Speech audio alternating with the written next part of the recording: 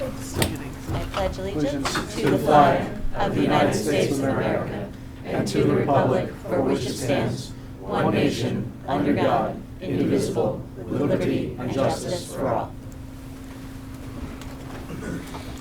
Thank you. Chair Teresa Stewart is ill this evening, and so I'm going to be running the meeting as the vice chair. The first order of business is approval of the minutes. The first one we would look at is from our regularly scheduled meeting on Wednesday, November 20th. Do I have a motion to approve?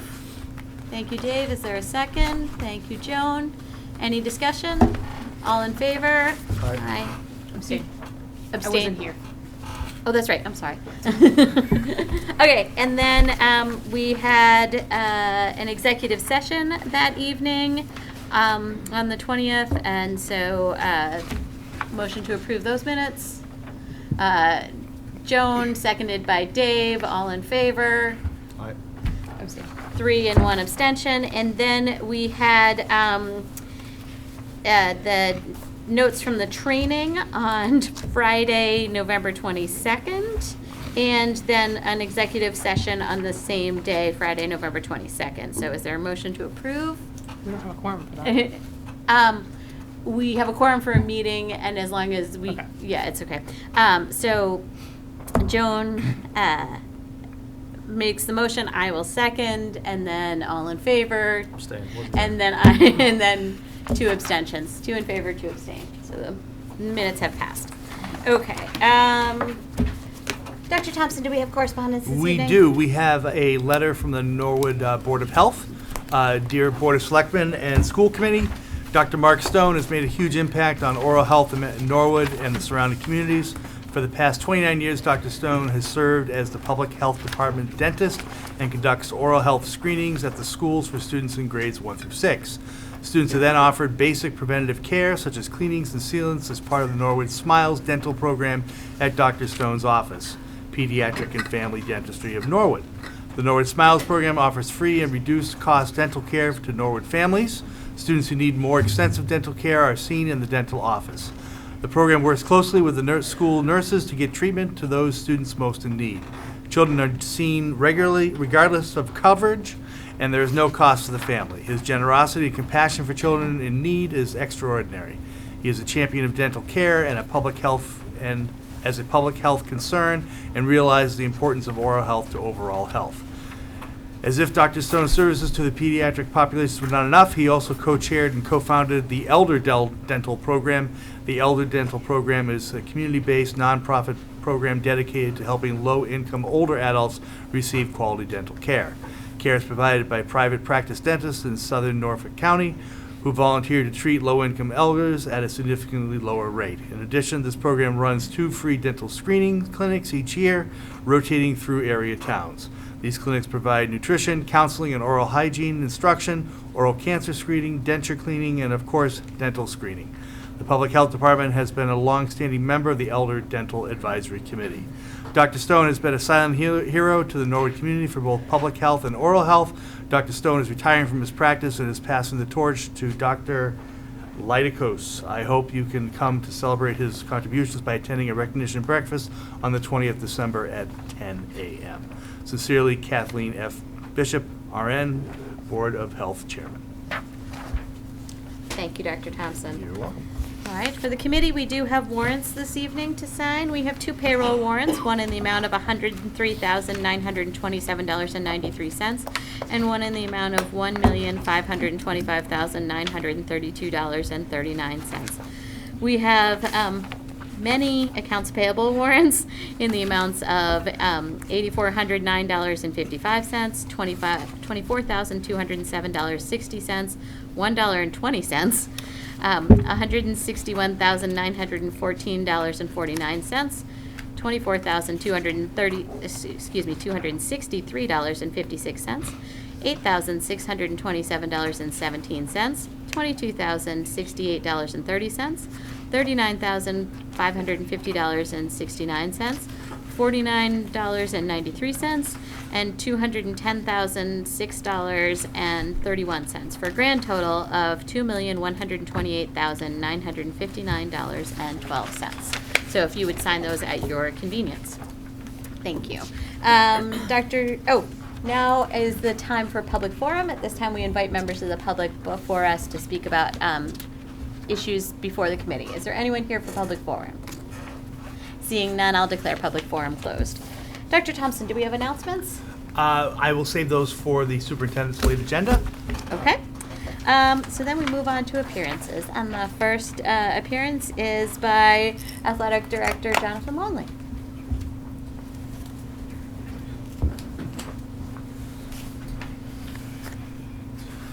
And Mr. Longley is joined here by several student athletes. Correct. Thank you for having me. Hope everyone is well. So tonight we're going to recognize some of our fall athletes that received recognition from the Tri-Valley League, our league all-stars and honorable mentions. So some of the kids couldn't make it. We're in the first week of winter sports tryouts, but we do have a number of them here. So I'll mention their names and then we can come up for a picture after if that's Sure. good. So. Okay, so first with boys cross country, our all-star was Dylan Hemway, and honorable mention was Kevin Sisk. Girls cross country, Olivia Badette was an all-star, and Emma King, honorable mention. Field hockey, Maggie Curran was an all-star. Molly Mannering, all-star. Allie McDonough was an all-star, and Noelle Conley, honorable mention. Allison McDonough was also the Tri-Valley League Large MVP for the second year in a row, so it was certainly a great accomplishment by Allie. Football, Aiden Pryor was a league all-star. Brian Mateer, honorable mention. Head football coach Manny Lopes was named the Massachusetts Officials Association Coach of the Year as well, and they had a big win on Thanksgiving on a last-second field goal if you happen to be there or watch it live on TV, so that was a great win for them. Boys soccer, Jaden Ryan was an all-star. Anthony Marchant was honorable mention. Girls soccer, Maeve Glavin was honorable mention. And girls volleyball, Jasmine James, all-star. Megan Obreys was an all-star, and Sydney Wadicus was honorable mention. We also had three teams receive team sportsmanship awards. The league votes on one school per sport per season to receive that award, and boys cross country, girls volleyball, and football all received that. So that was pretty good. So congratulations to all those student athletes and coaches on a successful season. Yes, absolutely.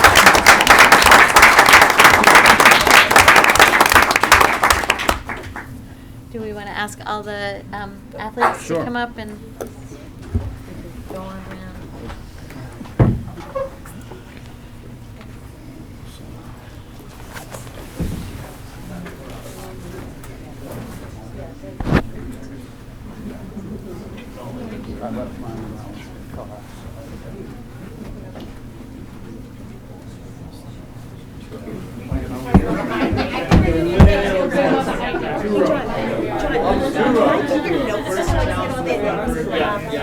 You can talk on your way out, or you can email them to me, whatever.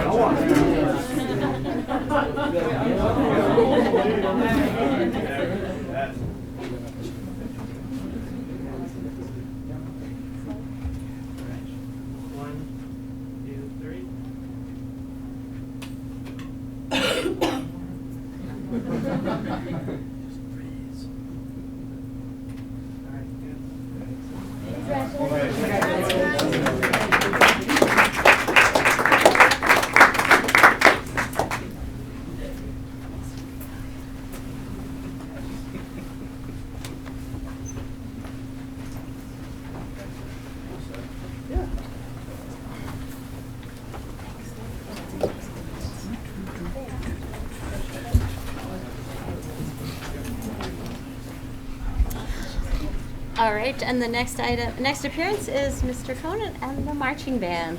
Well, representatives of the marching band.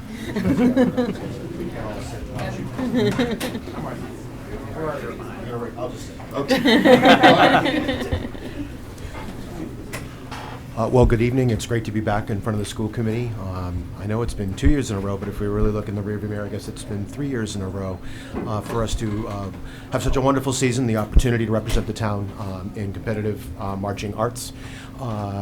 We've truly, with these individuals behind me who are all seniors and have been with the program for at least 3 years, some of them 5 years, this has been an incredible run, and as their director, I'm very, very fortunate to stand in front of them and guide them through their musical and marching arts journey over the last couple of years. Not that anyone's counting, but apparently it's something crazy like 4 New England regional championship titles in 4 out of 5 years. Wow. We slipped up somewhere when they were freshmen. We're not quite sure what happened, but it's a tremendous run. We really challenge the students with a difficult show musically, probably one of the most complex things that I've taught in quite some time, and they all rallied behind that vehicle and gave a great effort this year. So it was bittersweet for it to end, but it was a great vehicle for us and a great journey for these young people behind me. So I'd just like to say thank you for the opportunity. It's great, and I know these students behind me really enjoy the program and having the opportunity to be part of it, represent the town at such a high level, and it's been a lot of fun. Congratulations. Thank you very much.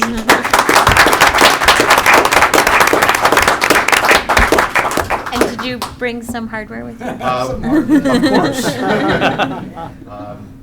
Where would you like to see it? You could just put it right there on that desk because That's then the impressive. camera can get it, I think. Right. There it is. There we go.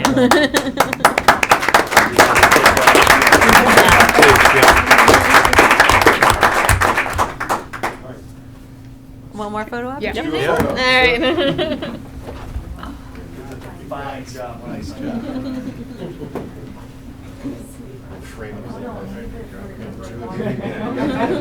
One on each side. Yeah. There you go. You got it. Couple over here.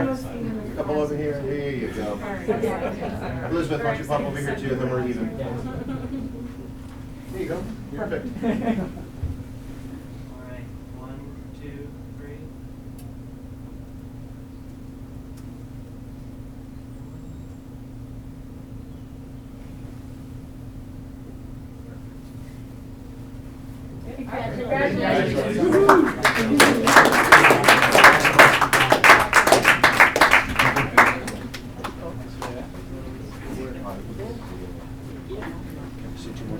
Sure. Yeah.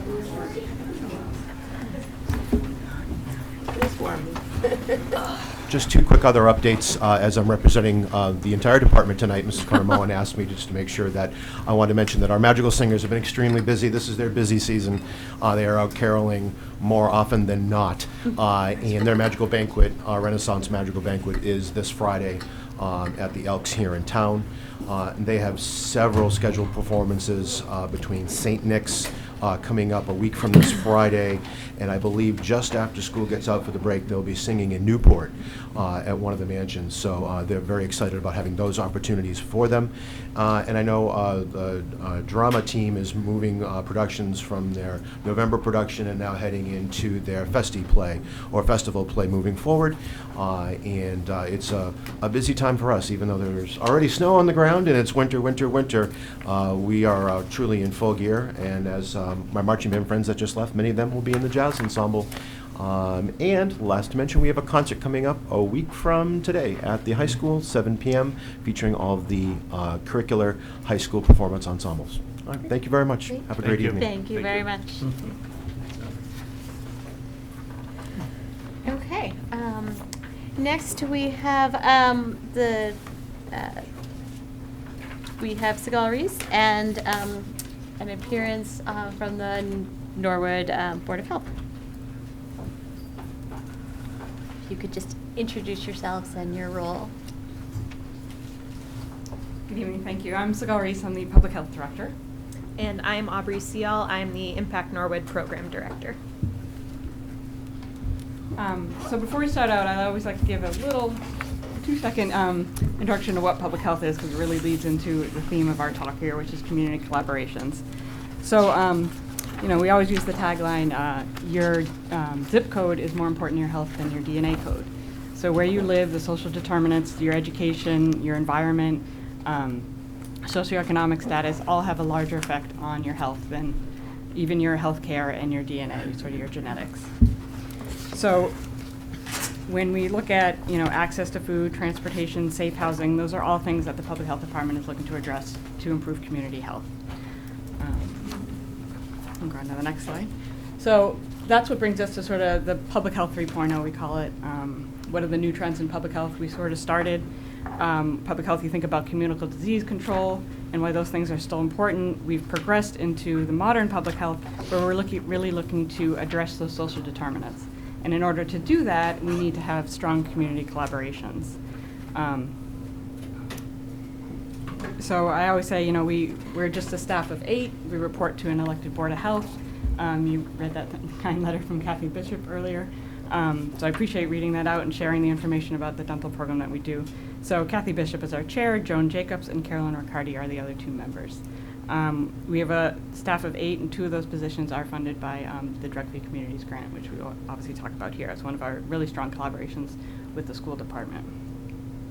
A large part of what we do, in addition, is there's a lot of grant seeking to bring in new funding, because to bring in programs to address those social determinants of health and to bring in new programs, we're always looking for grant funding and new opportunities. So I wanted to talk a little bit about our existing partnerships, because there are many. And we just heard about the dental program, the Norwood Smiles program. We contract with a local dentist, and the dentist does screenings in grades 1 through 6 in all the schools, and then offers preventative care at a reduced cost in their office. Letters are sent home, and we really work in partnership with the school nurses throughout the year to make sure those children in need do get seen in the dental office. So that's ongoing. It's very front-loaded at the beginning of the year with the screenings, but then throughout the year we're working with the nurses to make sure the follow-up happens with those families and those students. And unfortunately, every year we have students with extreme dental oral health needs, in daily pain, and we think about how that affects not only the nutrition they're eating, but their ability to learn in school. So we unfortunately have those every year, but we do work really hard to follow up and make sure that they do get the care they need. We also have the eye clinic. The students that do not pass the vision screening are offered a free exam from Dr. Moderno at 4 Eyes. And that's actually, he does that pro bono. We used to have a small fee that went with it that we would contract with the eye doctor. They no longer, he said, don't bother paying me. I'd love to do it, so it was very generous of him. And again, working with the school nurses on that very closely.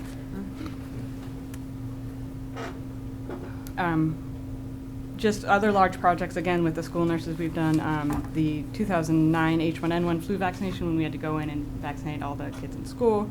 And there's been another example is the 2012 pertussis outbreak that we had. So our public health nurse working in conjunction with the school nurses on specific projects like that.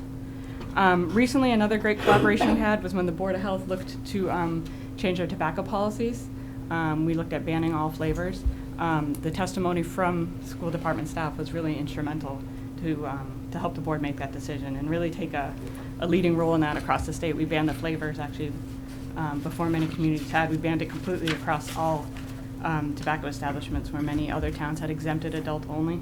I don't want to get into the details because it's, especially with the new laws happening at the state, it's very confusing at the moment. But the point is that we got some strong support and collaboration from school department staff during the hearing, and the testimony was very valuable.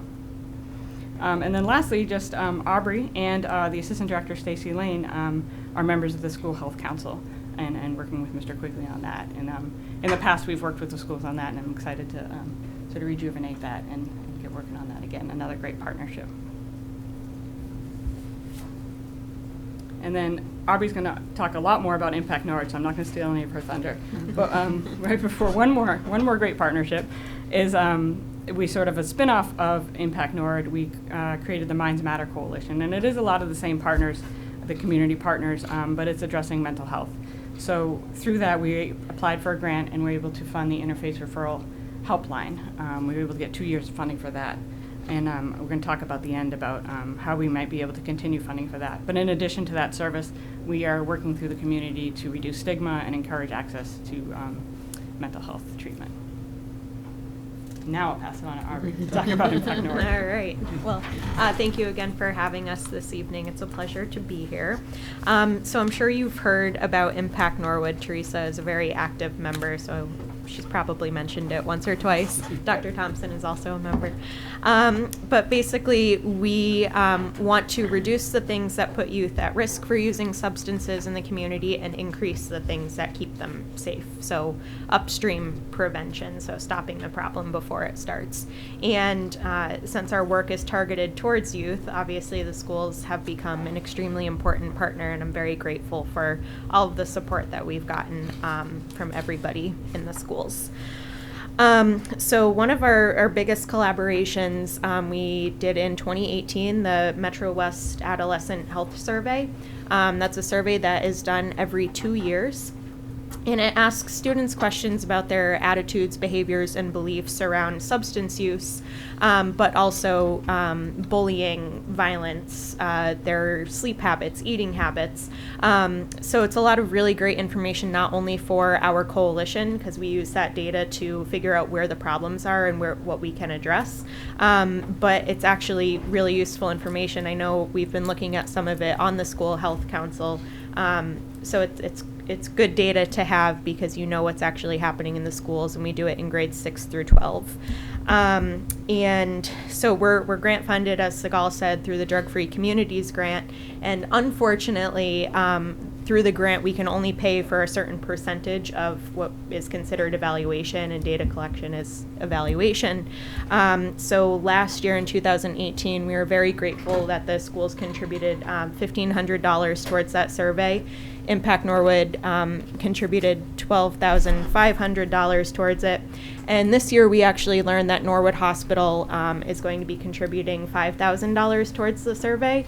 And we were hoping this year, because we didn't have those funds last year, to hire an outside evaluator to really, really dig into that data much further than just looking at the substance use trends, so we can really get a good idea of what's happening with our youth in the community.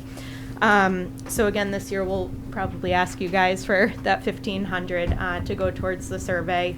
Impact Norwood will do that $1,250, and then we're hoping to use that $5,000 for an evaluator to really look at the data and obviously, share all the information and work together to make positive changes. Another important thing that we do parent community surveys, and again, without the cooperation and partnership with the schools, we wouldn't be able to reach the parents as effectively. Very grateful for you all to send that out to parents in the community. It's hard to reach them, and we know you guys can, so thank you. Another thing that Impact Norwood has been working on, we've been working to get local liquor establishments trained in the TIPS training. Don't ask me what TIPS stands for, I can never remember. But basically it's merchant education on how to serve alcohol responsibly. One of the biggest concerns that we hear from retailers is underage drinking and how to stop a patron from getting to that point of extreme intoxication and then getting on the road. So the program teaches them skills on how to intervene, how to identify underage drinkers, and really look at licenses effectively. Let's see. The Youth Ambassador Program, I'm really happy to say that started this current school year. We have a great group of about 15 students. We meet every Friday afternoon, and they are learning about prevention, public health, but they're also learning life skills. We're going to have some members of our coalition come in and speak about how to have effective public speaking skills, or how to write press releases, how to balance a budget. So we're really helping them develop leadership skills so they can be the ones driving the prevention activities in the community, because the work is for them. They need to be the ones leading it. They don't want a bunch of adults to tell them, don't do drugs. So I'm very excited about that.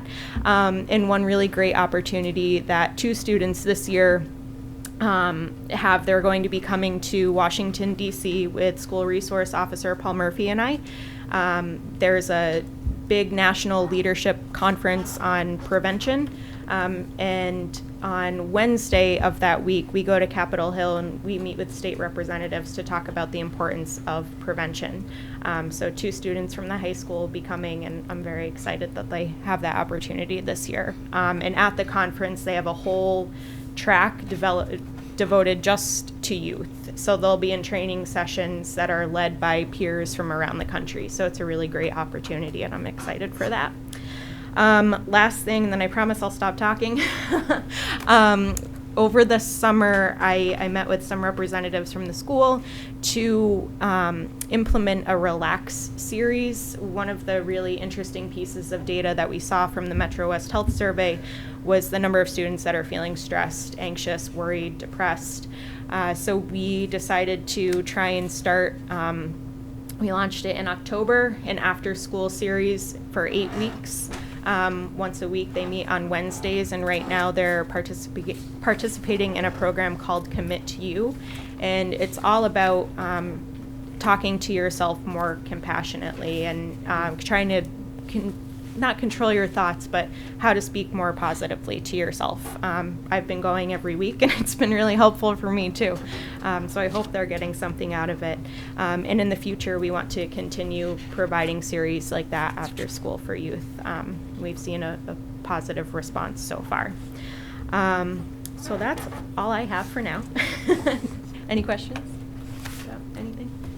Maura? Thank you both for taking the time to come here and presenting us with this information. I just actually have a specific question, and Dr. Gallen, you might be able to jump in on this as well, but what we're doing around vaping at the high school. I'm aware of what the policy is in terms of, obviously it's not allowed and things like that, but I'm curious what we're doing in terms of being proactive about it, especially considering I understand we banned all the flavored products. I'm also curious, does that include menthol? No, that was sort of a weird kind of. Yeah, I can It get does. into more detail that, but Yeah, I'm just kind of curious because I've been sort of doing a lot of reading around this topic, and it's interesting to me how many folks still don't quite understand that it's all, they don't know what's causing the specific disease. And I think if we can kind of get that information out there, especially what they've been finding in terms of the popcorn lung, and essentially that it's as if you've been exposed to a very high potent chemical, and like the lungs are chemically burned. I just feel like getting that information out to students who I think are probably at some of the greatest risk for this specific disease that's been going around. I'm just curious what we're doing around that. Yeah, if you want to speak Yeah, to that. just- Yeah. I can speak briefly, not that, there is no kind of magic bullet to it, but we've been working on this for a couple of years now. Certainly, it's a large part of our health and phys ed curriculum. We partner with the Massachusetts Partnership for Youth, which is an organization which does mental and physical health workshops. We've had guest speakers come in and present to our students several times last year throughout that, and this year, when the governor's ban came down, our PE and health class did a workshop on that, why the ban was there and things like that. There was some really great discussions that came especially from our younger students at the high school. Okay. I really do believe that we are at a point where our students, our older students, are educated on this for the most part, and can make more informed decisions because of that education. That doesn't always mean it's the decision we would want them to make, but that does mean that they have the tools, right? And that's what we do as kids become older. We try to give them the tools that they can do to make informed decisions about themselves and their health and all aspects of their life. So we really embrace it. Ryan Quigley, our 6 through 12 department chair in PE and Wellness, done a great job partnering with him as well. So we continue to work at it. And I think they could talk a little bit about the workshop that's coming up in January, right?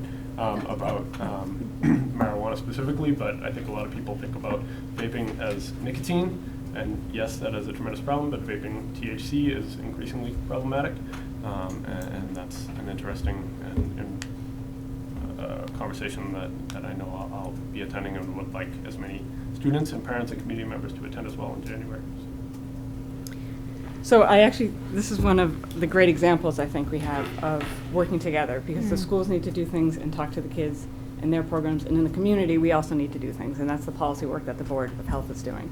We need to reduce access. We need to denormalize vaping and all tobacco products, so they don't see it in their environment all the time. One thing that the board did take the step to do was to ban in all flavors, including mint and menthol, Okay. which was really the more difficult change. Yeah.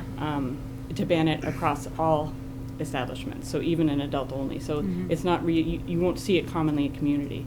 One of the issues is youth tend to go more frequently to convenience stores. So constantly seeing those tobacco and vape products in their environment normalizes it for them.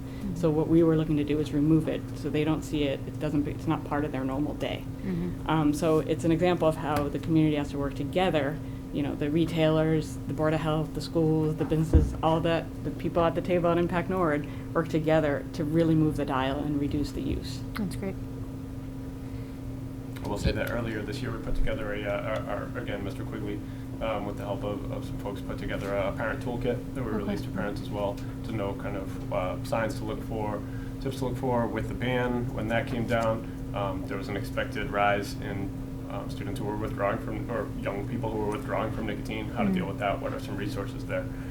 So there are a lot of services that can help with nicotine cessation services and things like that. So we've made those resources available to parents as well. Great.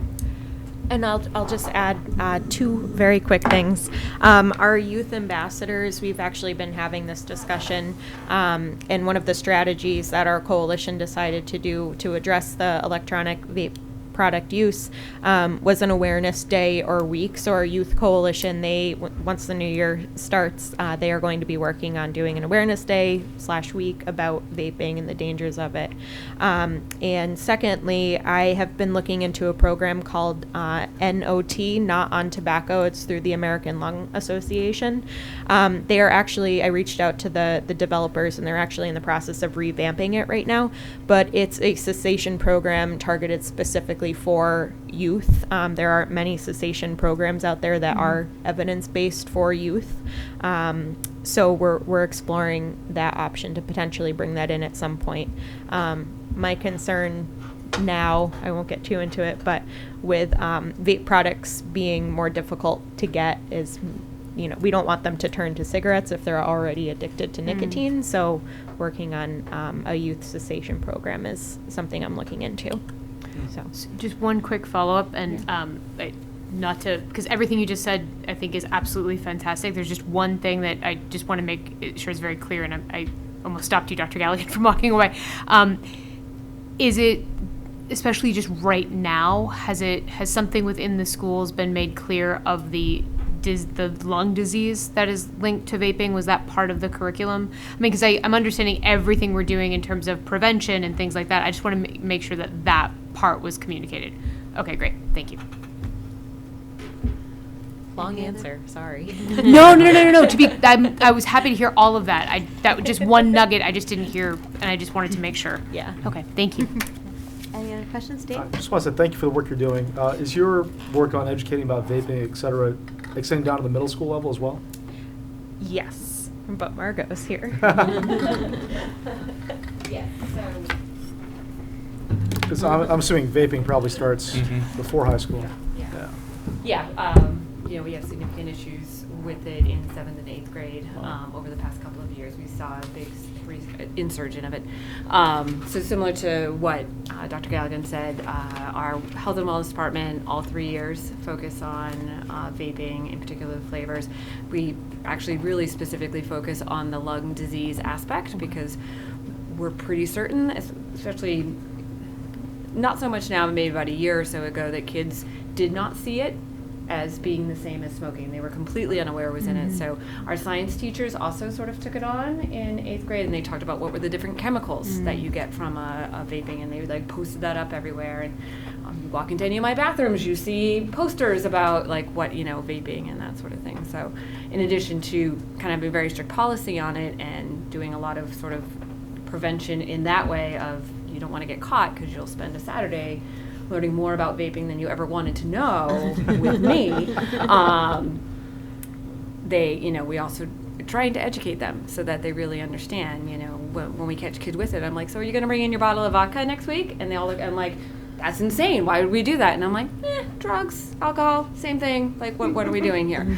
So they're starting to make that connection where I would say that's probably the difference in the past year, like even towards the end of like the 2018 school year, kids really did not see it as being something that was dangerous at all. It was like, no, it's just air and water and that sort of thing. And my wellness teachers have done an excellent job really talking about what does it actually do to your lungs? How does it impact you? We're seeing the same thing in terms of the THC and being a little concerned about that. It's that same idea of normalizing, marijuana is now legal. So it's more difficult to sort of set it off and say, well, it's not something that you should be doing and here's why and here are what the effects are. So. Right. And I just want to add that the Metro West Health Survey that we talked about really informed the efforts to change policy. And when we look at funding the new survey for next year, I hope that we see the decrease because there has been such an effort, not only in Norwood, but nationally and within Massachusetts, and so much education that I'm hoping we see a decrease. But that'll be a good measure of our efforts. It will be the survey results this coming fall. And I don't know if I made it clear in my presentation, but the Youth Ambassador Program, we actually do have middle school students at those meetings. So they come up to the high school every Friday and meet with us. So they're a part of that conversation as well. Excellent. Yeah. I did have one more quick slide, and it's an important one because at the end there's a thank you. But I wanted to talk about, so the Minds Matter, I talked a little bit about how we had 2 years of funding with the grant. What we're hoping is that the school committee will be able to allocate about $6,000 towards that program. Again, funding the interface, and I noticed you guys have our brain squishies up there. So that's something we purchased through the program. It has the logo on one side and then the interface referral helpline on the other. Also a little tension reliever, mental health. So we were thinking on the town side, we will be requesting through various departments. We're kind of trying to look to do a cost sharing with it. So having the police department pitch in a little, senior center, and the health department as well as the school department all pitch in a little. I know it kind of makes budgeting a little more complex that way, but I think if people have it in their budget a year, they'll continue to buy in because we're looking at sustainability. We want to make sure all those departments sort of keep this effort going around mental health. And again, more than just the interface contract, but also looking about what we can do in the community around mental health. I also wanted to mention the senior center and the Neponset River Chamber of Commerce applied and were accepted into age-friendly, livable communities through AARP. And the reason why I bring it up here is when we talk about livable communities, it's really talking about making it a great place for all ages. And it's, again, one of those community collaborations. It's talking about walkable streets, housing, safe communities, transportation options, which we know is a big issue for across all generations here. Transportation is a huge issue. So there'll be, I think I included, I'll get into, there's 2 meetings coming up where they're looking to get some community input through the age-friendly and livable communities. So you'll definitely be hearing more about that, but again, that's headed up by the Senior Center and the Chamber. And then we mentioned the January 9th, that's the community presentation about marijuana, truths and risks, and it's an author, Alex Berenson, who just recently wrote a book highlighting the research around marijuana and mental health. So we really encourage, yes, and I think you have the flyer. Oh. They have those. Yeah, we have all the flyers. Great, the I got them. Perfect. Thank you. So talking about marijuana and mental health and really hoping the community comes out, that's open to anybody. If we do ask people to register just so we can get a number of people, but we welcome anybody to come, and the registration link is on Impact Norwood's website under upcoming events. Lastly, and the most important, is I really want to thank Teresa and the school committee. Teresa's very active in a lot of these collaborations, and also the school department staff who have been so dedicated and great leaders in the community, and we are really lucky to be able to work with this school and the school committee. So we really appreciate the collaboration. I wonder, I think that what I've heard about the Minds Matter and the interface resource has been great. Curious if we have any statistics on how much it's used by Norwood residents. Sure. So they issue a report every 6 months. So I'm waiting actually on the second report for the second half of our first year. So I don't have that much. Okay. Within the first 6 months, no, I didn't add up everybody. We have the number of people, their age, what they called about. So of the, do a quick math here. 20, I'd say about 38 to 40 residents called within the first 6 months. 22 of them were school-age children. And then we actually had, which was I think is rather unique, because our senior center was so involved from the beginning, we had 60 plus, we had 13 people, which is, it's highly stigmatized in the elder population. So we've really been making a big effort with the senior center to get it utilized. So that was in the first 6 months. I'm waiting in January. I should get a report of the second 6 months, and then we'll have at least a year's worth of data. Right. Okay, great. To inform it, because I think, yeah, that's very valuable. We always, in all our efforts, we need data, we need measuring, we need evaluation. And my guess is that probably the second 6 months would see more usage, I think, as people got more aware of the resource. I hope so. One thing we always say when we do get together, when the group gets together, is the message has to be constant, because it's not going to really resonate with somebody until they need the service. Right. You're not going to notice it, but it needs to be in front of you when you need it. Right. So that's the continual effort that we need to do with our marketing. No. Any other questions? Thank you. All right, well, thank you so much. Thank you. so much. It's really warm in here. Not as warm as when we first got here. Okay, the next on our agenda is the MCAS improvement plans from all our schools. Dr. Townsend, did you have some recommendation on how we approach this? Well, I think maybe we have the high school and middle school start off, and then we can get the 5 elementaries around that desk and have Okay, them go sounds good. with the second part. Dr. Physics, Dr. Galligan, welcome. Formally. Thank you for jumping in on that previous conversation. Anytime. Of course. Anytime. We're here and happy to talk. Do you want me to start? Younger, we'll start. So I'll start with the middle school plan, and hopefully it looks somewhat familiar and similar to my school improvement plan, because as I always say, we're not looking to improve MCAS scores, we're looking to improve student achievement and instruction.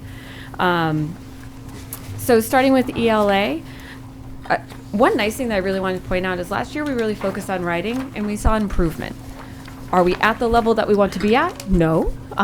It's going to take several years for that to happen in some work, but when we focused on a particular area, we saw improvement in that area.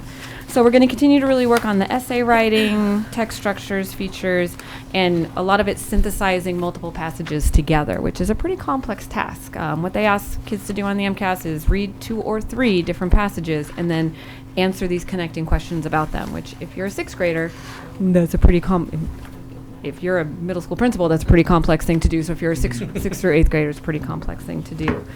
And then, we're really looking, so we're continuing to reboot our Keys to Literacy. We rebooted last year with our staff that had been previously trained, just kind of bringing those different skills back into the forefront. Keys to Literacy is sort of a nationally recognized research-based program to improve writing skills. And then this year, our focus is to try and train all of our new teachers. Keys to Literacy, I believe, was brought in around 5 or 6 years ago. So I have longer than that. somewhere around there. And so we have, I want to say, about 10 or 12 teachers, maybe it was probably more like 15 to 18 teachers that need to be trained this year. So we'll be working on that. Some of the ways that we are trying to address our subgroups, because that's really sort of our biggest issue, is improving our co-teaching methodology. So last year we started setting up the schedule for co-teaching, both with teachers being in the classroom, but also teachers having time to plan, because you cannot co-teach if you cannot co-plan. So we're continuing to work on that structure. Just next week, I and a couple of my staff members are going to a Train the Trainer for 4 days in Boston in December. Not really sure who planned that for a Train the Trainer 4-day training, but we'll be in Boston doing that, and then we'll be able to bring that back and really work to train all of our staff, starting with ELA and math, to do co-teaching across the board in all grade levels. ELA has also developed new rubrics that are based on AP level writing that sort of then kind of back plans, like how do we get to this at the high school level, what do we need to be doing in 8th grade, and then before that in 7th, and before that in 6th grade. And then we're looking at developing some challenge courses and challenge designations for some of our students that are high achieving that we don't always give the opportunity to really go above and beyond. So we're looking at different ways to do that. Math.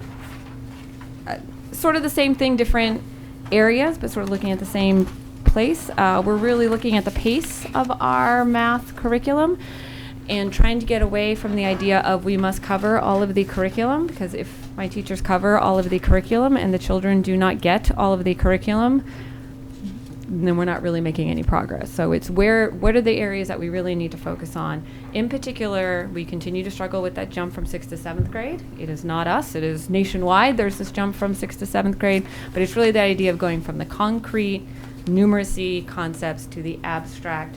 We're really starting to look at algebra. We're looking at how do numbers work together, how do different systems work together, which becomes a lot more complex. So really kind of targeting in what are some of those big areas that we need to spend more time on. And with math, I taught math for 10 years before I started here. There is a lot in the math curriculum. Some might say there's too much in the math curriculum standards that are being asked by the state. So it's really starting to take that look and say, where do we want to put all our eggs? Because if we just kind of keep spreading everything out across the board, then we're not making progress. We are starting to see students come up from the elementary level with a greater level of skills because of the work that's being done with the curriculum that Envisions. I was like, I can't remember the name of it. My own children use it. The Envisions curriculum and the work that's being done there. So continue to work on pacing. In both subject areas, we were able to add our RTI classes at the end of the day. The past couple of years, we've been able to do some different RTI models that were much larger scale, which is at best a level 2 or level 3 response to intervention. I'll stop just saying acronyms. Response to intervention program. This year, with the electives, we were also able to add in level 1, which means that I have groups of 5 to 8 students working with a math teacher or a English teacher on particular skills. Additionally, they also have not just the Renaissance data, but we have Renaissance Flow, which includes response to intervention materials for kids that can be used with every single kid in the school and also can be used focused with students that need that additional support. It's the Freckle Math, if you've heard of that, is for the math side, and then Accelerated Reader for the ELA side. And then science. So science, we really focus on improving instruction, and they've been doing an excellent job with that. I see some amazing work happening. Whether we will see that improve our science scores, I'm not sure, because they literally test 3 different grades in science for MCAS. So we're asking 8th graders to recall what they learned in 6th and 7th and 8th grade for a test given in 8th grade. That being said, what my teachers are doing, what my teachers are working on, is going to more and more science and engineering practices, which is about investigating, exploring, delving in and doing hands-on approaches. It's hard to describe the work that my science teachers are doing without showing it. You walk into that classroom and kids are learning on their own. Kids are learning in cooperative groups.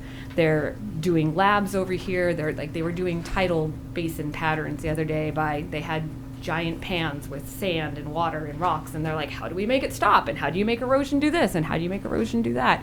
So all that sort of really hands-on stuff that sticks with kids. So that's really the focus there. We're going to continue to sort of develop a review program for the couple weeks before the test to try and bring some of those skills back into mind. We have excellent technology and engineering classes that hit a lot of those standards, and next year we'll be adding in the Project Lead the Way, design and modeling. This year we've added in computers, apps, and innovators, which I do think some of the STEM standards tie into that piece as well. That's coming to our computer class. So that was a really fast overview of a whole lot of stuff that hopefully you all got a chance to look at a little bit more closely, but feel free to ask some questions. Any questions for Dr. Krasik before Dr. Galligan gets started? All right, then, Dr. Galligan. Sure. I'll echo many of the same sentiments as Dr. Krasik, but I'll go through one by one. But I think you'll see with the high school plan, there's kind of 3 phases that we're looking at in all 3 areas.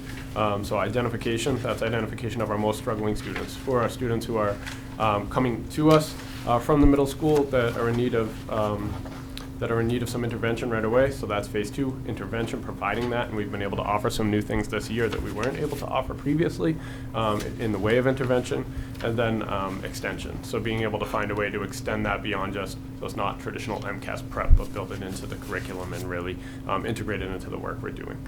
So specifically in English, just a couple, I think a point of emphasis, 50% of the new next generation high school English MCAS test is writing.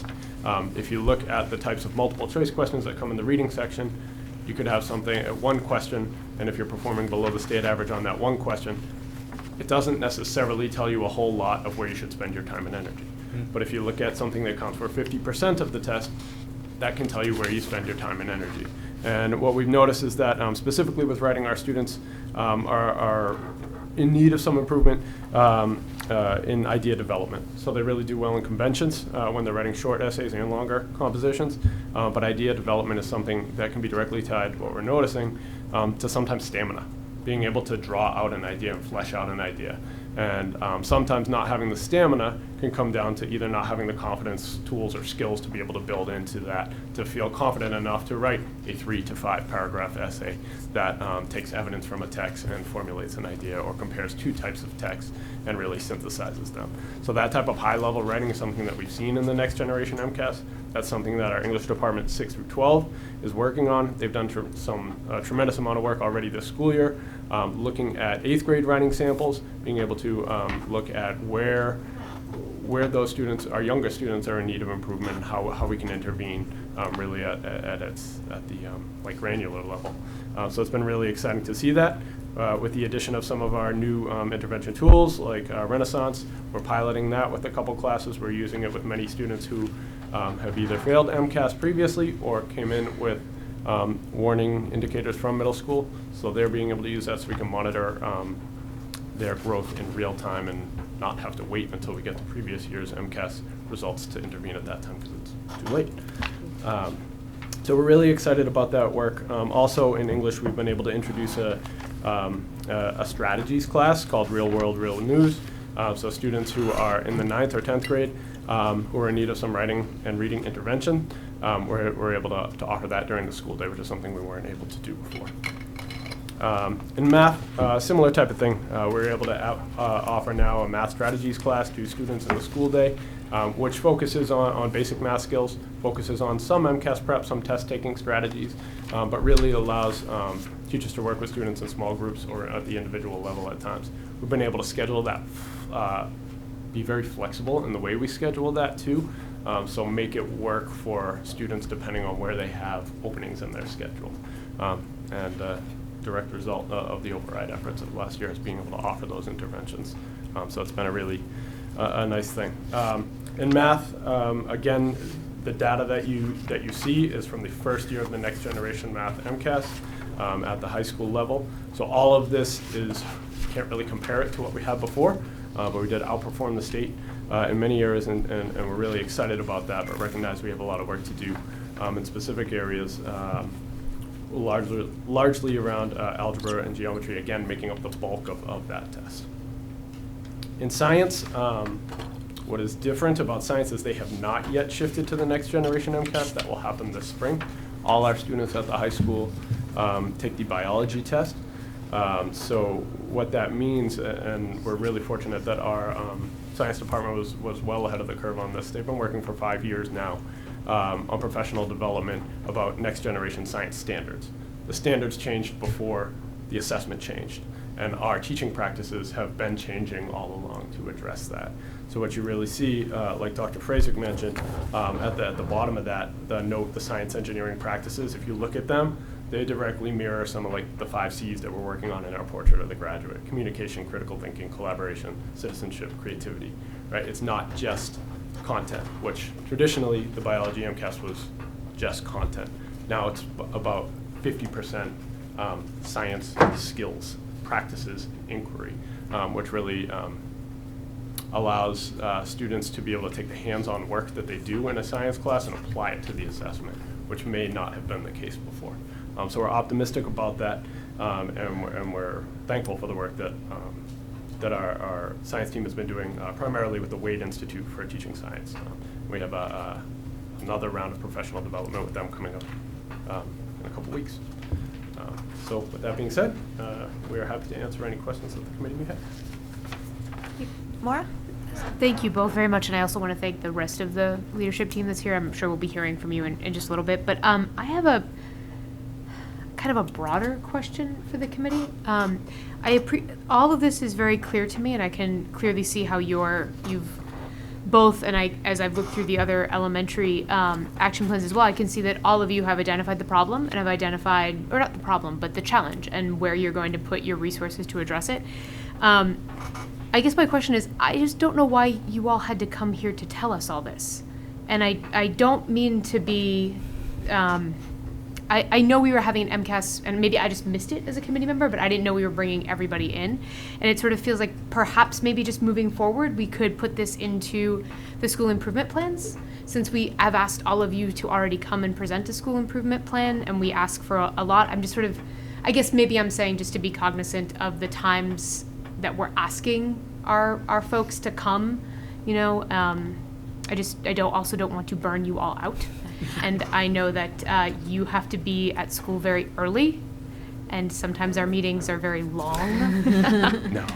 It's a shock to me too, but I now have this to take my stress out with, so it's going to be good. No, I I'm need just that more in meaning 10 kind of hours when I'm moving- back at school, yes. Yeah, I just more mean like moving forward. I Right, don't know that we need Right. the full principles. To I mean, come.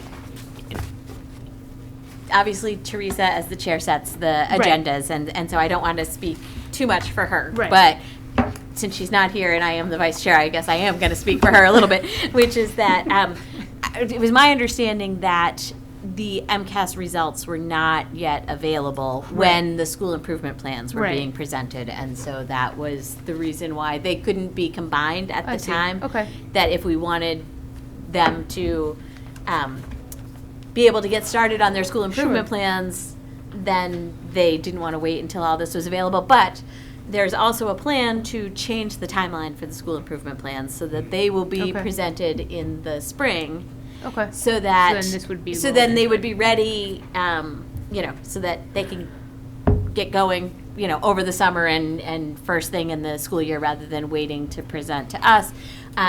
But obviously, this MCAS data would then feed kind of into the following year's school improvement plan. So I think it's all going to work itself out. Yeah, I would tend to But- agree. And again, Teresa's not here, so I don't mean to be speaking around that, but just maybe just to the committee, perhaps something we could do is when we ask for information like this, we get it, and if we have questions, we can always email Dr. Wyeth or Dr. Thompson, and then they could go to the committee or go to the principals and get us the information. Or if there's a specific question we have, maybe we could just invite that principal, as Right. opposed to asking everyone to be with us I'm sure, I love seeing you all, and I'm sure you all love seeing me, but I'd say the same just thing. cognizant of people's time. Absolutely. They may have other things they want to do in December. I couldn't imagine what, but Any Oh. other? I was just gonna say, love seeing you guys every other week, but it's just weird. But I do actually have a question about the, what you were saying, Dr. Galligan, about writing and how that's in, an area of focus, I guess. Yeah. And most of what you were talking about was what was happening in the English classes. And I know this is the English Language Arts test, but I also know that English classes, or at least from what I've seen of English classes at the high school, they're more literature focused than writing, or a split, but there's definitely a fair amount of literature. And in fact, it seems that sometimes high school students do more writing in history classes than they do in English classes. So I'm curious what the role is of history teachers with regards to the MCAS, ELA, and even the science teachers. I watched my own kids write labs, and I think between their labs and their document-based questions and things like that in history, my son is currently doing more writing for that than maybe he is for English. Not that his English teacher isn't doing a great job, but Two answers to that question.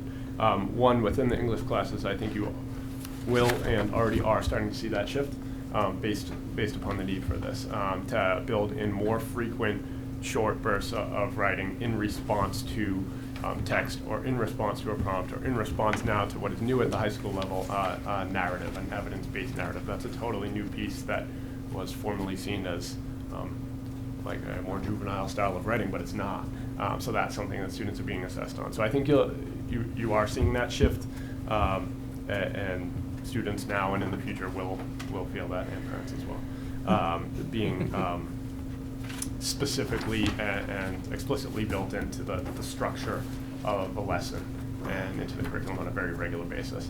As a former English teacher, literature is our passion, for sure. I love it too. We love a good story, but I do.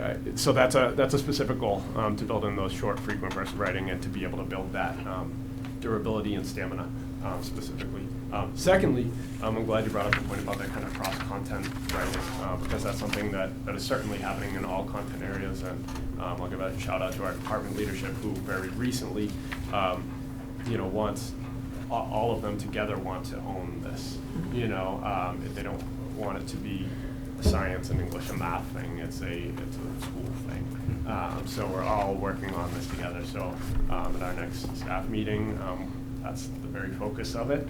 And we have department leaders sharing this information, brainstorming ideas about ways that to spread that focus of idea development across the school, because it is happening, but there's not always communication about how it's happening, and let's be deliberate and specific about how we're doing it and why we're doing it. Okay. Yeah, similarly at the middle school in terms of writing, we focus on ELA and math and science just because they're the names of the tests, but we focus on writing across the board, and in fact, we have a very solid rubric for English or literature specific, but actually they're now spreading it so that there's sort of this baseline of what does good writing look like, period, whether you're writing about art or wellness or science or social studies, and they're trying to do that level, and like I said, the department chairs are really leading that, which is nice, where they're starting to have those cross conversations. All right. Any other questions? All right, thank you very much. Thank you. If we could ask the elementary teachers to come up and join us. Madam Vice Chair, just a recommendation and will of the committee. I'm apparently the streamlining it woman tonight. Since we've all had these plans for quite some time, as opposed to having each one of the elementaries present, because there's a lot of the stuff that's the same. Absolutely. Do we want to just ask questions based on the plans? It's totally the will of the committee. Yeah. Great. Yeah. That's my point, is you've already given it to us, we've had time to read it, as opposed to Right. you reciting it. Right, It's the will of the committee, obviously, but just a recommendation. Sure. But still, come on up and join us. You don't get out of that. So that the people at home can hear what you say if there are questions.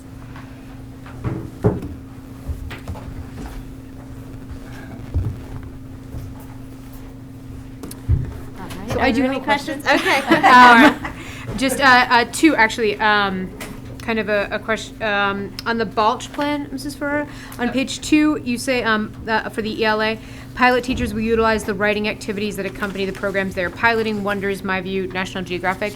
Just a question, because I know we have 3 different pilot programs. Just is there anything that that you or your team are thinking about as to make sure that sort of all of that is somehow the same that we're getting, so that we don't all of a sudden see one group that's way higher, one lower, to kind of track what's going off of which when we get the new scores, to kind of be able to implement that data, if that makes sense?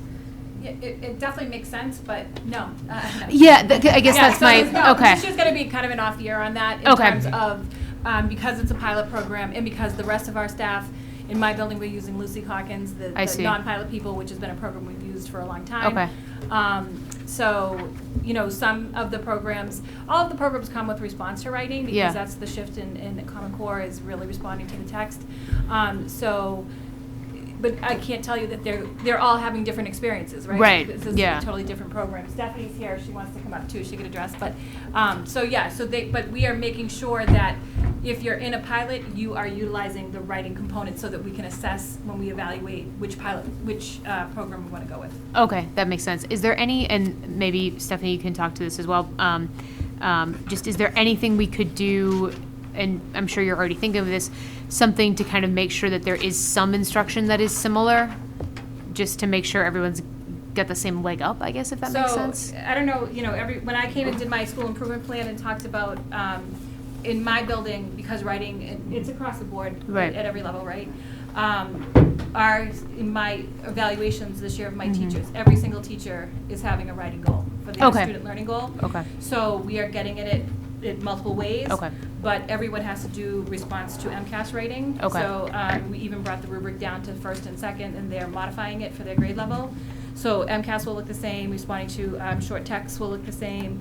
So that's how we're accomplishing, unification. That's sort of what I was Yeah. getting at. Okay, perfect. My other just question is sort of almost a recommendation or just I noticed on the Cleveland plan, you said again under ELA, teachers will utilize new websites such as Nessela. I might be killing this. Nusella, sure. I was going with Nestle.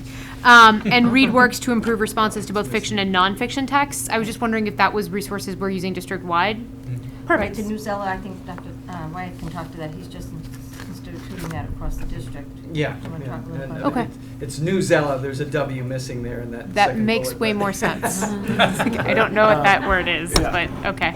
I thought it was News ELA before. Well, Yeah. Oh, yeah. Okay, that makes You say sense. potato, Okay. I say potato. But, yeah. Okay, So great. I can talk more about it if you want. but No, no, it's- no, it's a- no, I just thought it It's a program was- that we're piloting pretty Great. deeply this year to see Okay. if we want to continue to invest in it Yeah. next year. Okay. And it's not just for ELA, it's also for history, Right. social studies, science, and even some math in there. And social emotional learning is part of that as well.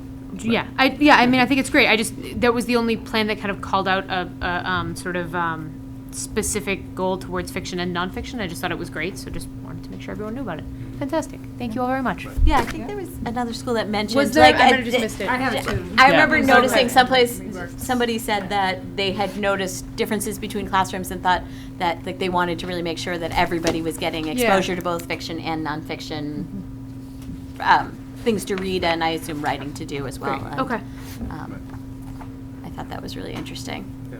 Could we actually, could you give a short snippet of what Newsella is, just for the audience? Because it's one of the tools that where the override money is being used to give teachers tools to meet the needs of kids. So if you, Right. So it's a series of text sets, and districts have the latitude also of creating their own curriculum, sets of materials. So it's very flexible, but at the base level, it's Newsella Pro is a series of text sets, and so teachers can go in and identify what text they want students to read. They can assign different texts at different reading levels. There are 5 different reading levels in Newsella. So again, teachers can sort of differentiate what kids are reading, and each of those texts has like a series of 6 questions that get at comprehension. That data is collected and shared with the teacher, so there's a data dashboard that the teacher can see who got what right and wrong regarding a particular piece of text. There are writing components built into that as well. So there is a writing prompt for a lot of these texts that are in the program. What else can I say about it? The texts are highly engaging, and there's also an opportunity for kids to sort of explore a topic in greater depth if they want to. So, and it covers a wide range of content, really. So you've got, from Shakespeare to any kind of type of essay, for instance, a lot of science content, a lot of history content.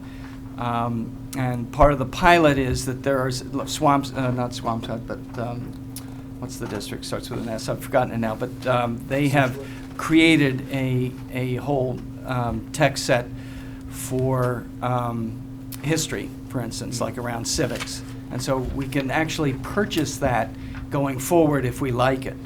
Or we can create our own set of texts around some of their materials and some materials that we can add in. It also connects to Google Classroom, so it's very easy, which a lot of our teachers use. It's very easy for teachers to assign assignments to the whole class or just to some kids in the class based on individual needs. So it is definitely a personalized kind of tool, and people who've been using it love it. One of the Kids love benefits it. that we Yeah. found at our school with that is that when we analyzed some of the texts that the students performed on the MCAS, we found that they didn't have, almost like Dr. Gallagher mentioned, the stamina. If it was a short text, we found that they did pretty well with response to it. But when the text became more lengthy, we found that their degree of ability decreased. So with the Newsella, we can assign the longer text and give them the opportunity to kind of practice using it and keeping attached to the text throughout the longer passages. Sort of like a runner trains for a longer race. And most of the workbook type style texts that we practice in the classroom are basically shorter texts that aren't representative of what we see on the MCAS. Okay. The MCAS doesn't, they only give you a few of their actual to use as practice. So we really like that, and that was why one of the things that That's we great. chose to use. Great. And if I could just, do a little promotion here. I mean, this is a good example of the entire district working to find tools that are going to impact the instruction in the classroom and bringing them forward. And without the override money, we would not be having this conversation about this tool being in our classrooms. Thank you. I just wanted to make a comment that I thought it was really interesting, and I think that I don't want to share all this data with everybody because we'd be here forever, but I do think it's important for people to understand that, like, when we're looking at this, it's not just, well, this was the average score for the third grade ELA test. It's actually breaking it down into the very different skills and how the students performed on those skills and how the students compared to the state on those skills. And so there's a lot of detail that goes into this data analysis, and I just want everyone to understand that. It's not just the final number. So I appreciated seeing this. Thank you. Any other questions? I just want to thank everybody. I sent my questions via email and got very great responses, so thank you all. And I think, I think this is a good way of doing it, but I also think it honors the great work that these administrators have done with their staff, with this analysis and putting together this plan. And I think it's important that the people in the community realize that we don't just take the MCAS scores, look at them once, and throw them over our shoulder and keep wandering down the path. So it is an important piece to bring, to the forefront. And, I get to see them all the time, so I'm kind of spoiled. So, Just thank you all for your time. Thank you. Thank Thank you. you very much. Thank you.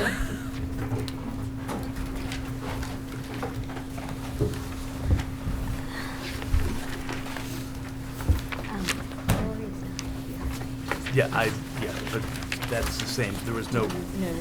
Yeah, we just do it.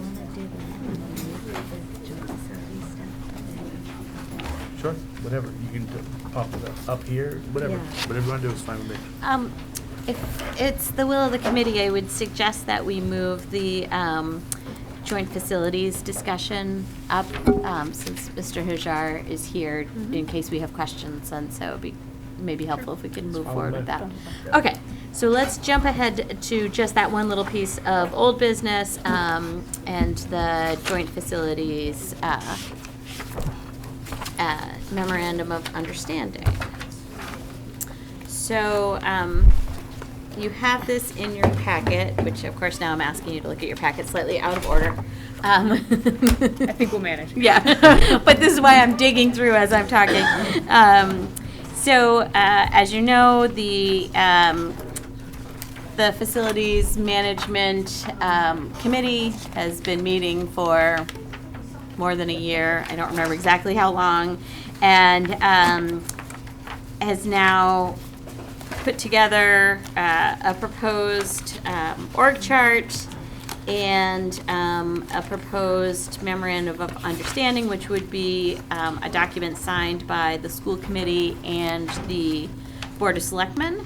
And the general idea is that it would be to create a consolidated facilities management department, which would have responsibility for overseeing all of the school buildings and most of the general government buildings. It doesn't include like the light department, things like that, but it would be the other, the library, the public safety building, the town hall, the senior center, the civic, And so there's a proposed MOU in here, which I keep paging through. I know I saw it. The general idea is that starting with FY21, which would mean starting in July, this coming July 1, there would be combined management, but not yet combined budgets. So for this coming budget year, the schools would still budget for our own personnel and facilities. And then going forward in FY22, so starting July of 2021, there would be a facilities management budget, which would include personnel, utilities, services, repairs, things like that for the facilities management department. And that would be treated in the budget process as sort of a third budget below the split. You know, we talk about, we figure out what revenue we have, and we figure out what state charges we have, and then we look at all the shared expenses like the debt service and benefits and things like that. And then there's that amount of money that's left over, previously been split 55-45. The override is changing those numbers a little bit, but the idea is that then there would be 3 bins that it would get spread between the schools, the general government, and then facilities management. So this MOU is put before you, and if we, the goal of the facilities committee was to get agreement on an MOU, hopefully by the end of this year, meaning this month, and so that plans could get underway for this shift to happen in July, because it would take a little while to get everything in place. So, are there questions?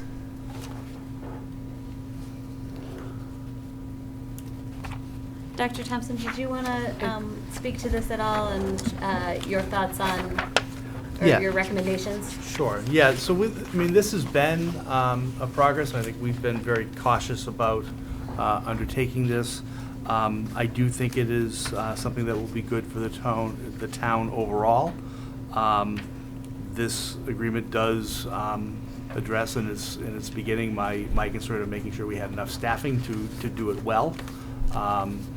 It's really not an immediate cost savings, but it will over time as we get into a preventative maintenance situation instead of a crisis maintenance situation.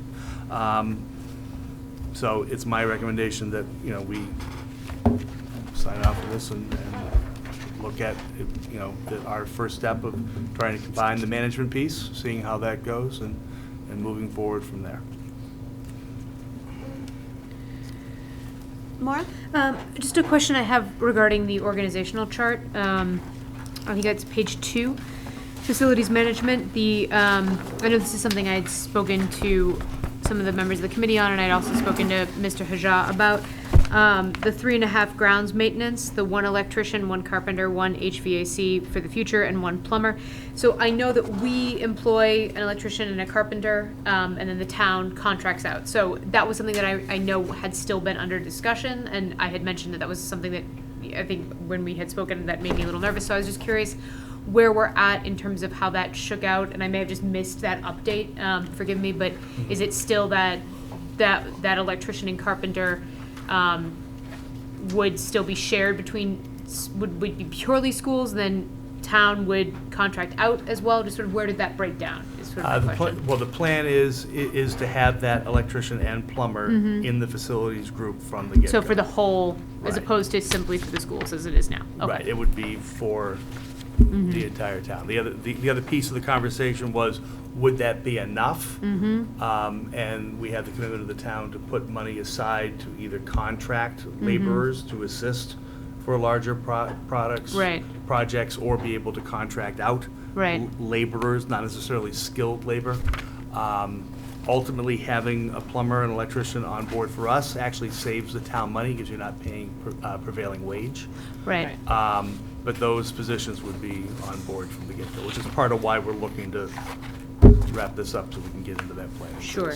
So, Teresa and I attended the last Facilities Management Committee meeting sometime in November.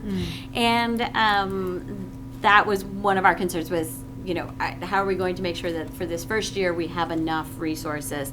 And so after that meeting, Paul Riccardi met with Dr. Thompson and Tony Mizuko and David Hajar and kind of talked it all through and came up with number 9 on page 2 of the MOU, calling out what's going to happen in that first year and what's going to be funded. And as I understand it, Dr. Thompson and Mr. Riccardi felt satisfied with this.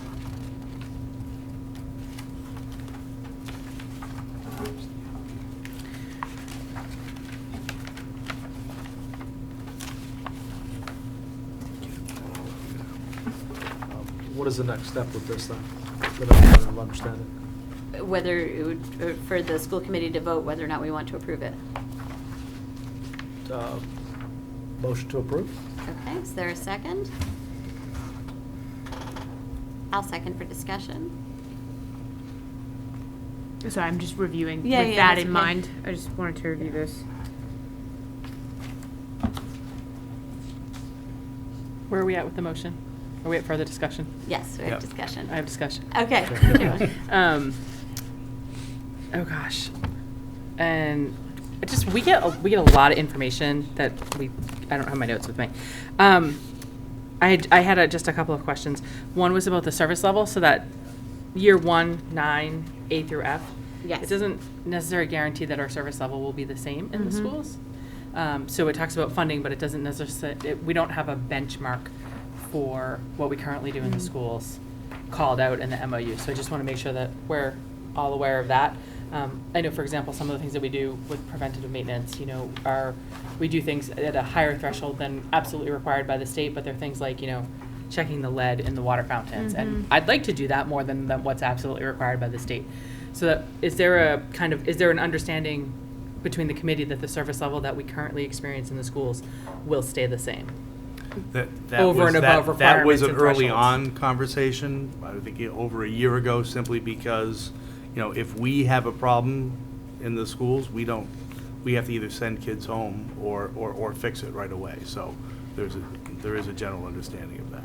Okay, there's a distinction between letting something get to a crisis level and just being really ahead of the ball because, you know, we want to make sure that we're taking care of our kids, and the lead testing is probably the best example of that. I think the state does not require it yearly or something, and we do ours yearly. We do ours more. We do it considerably more. Considerably more. Yeah, considerably more. So That's a benchmark level of service that we have come to expect as part of the school committee, that as we transition to a new facilities department, that's what I'm asking is there a commitment to make sure that our standard that we've had historically stays where it is? I certainly believe that is the understanding. That Okay. is the expectation, and we, of course, need to acknowledge that the plan is that our current director of facilities, Mr. Riccardi, would become the director of the new Joint Facilities Department, and I know that he is committed to the schools. Absolutely. So, but you're absolutely right that there's nothing in this MOU that specifically calls out benchmarks about service. To be honest, I'm not really sure what would be appropriate benchmarks. I'm not saying that we should do less lead testing, you understand, but I don't know exactly what language we would put in here. And I would point out that, especially for this first year, we are saying that, you know, we would still be budgeting for all of the custodians and all of that. So we are not expecting that we will see fewer people working in our schools. The big change would be that Paul Riccardi would have responsibilities beyond what he's currently doing now. So he would feel more pressure on his time, and he would presumably be getting some additional support from, that was one of the reasons why I really wanted to make sure that this number 9 was in here to say, like, okay, if we're gonna have him do more, then what is the general government side putting in, and what resources can he count on from the general government side to make sure that things don't slip on the school side? The other thing that everybody should understand is that because of state law, the building principals have say in who gets hired in their buildings, including custodians. And that can't change even with a combined facilities department. That's just a state law. So all the people who are currently working in our schools, we would expect to continue to be working in our schools. What I'm saying is not anything that necessarily needs to be in the MOU, but I would like to see us maybe think about a priority in the first 6 months of this, benchmarking what we do. What is our base level of service to our students, so that we can, over time, it's not Mr. Riccardi that concerns me.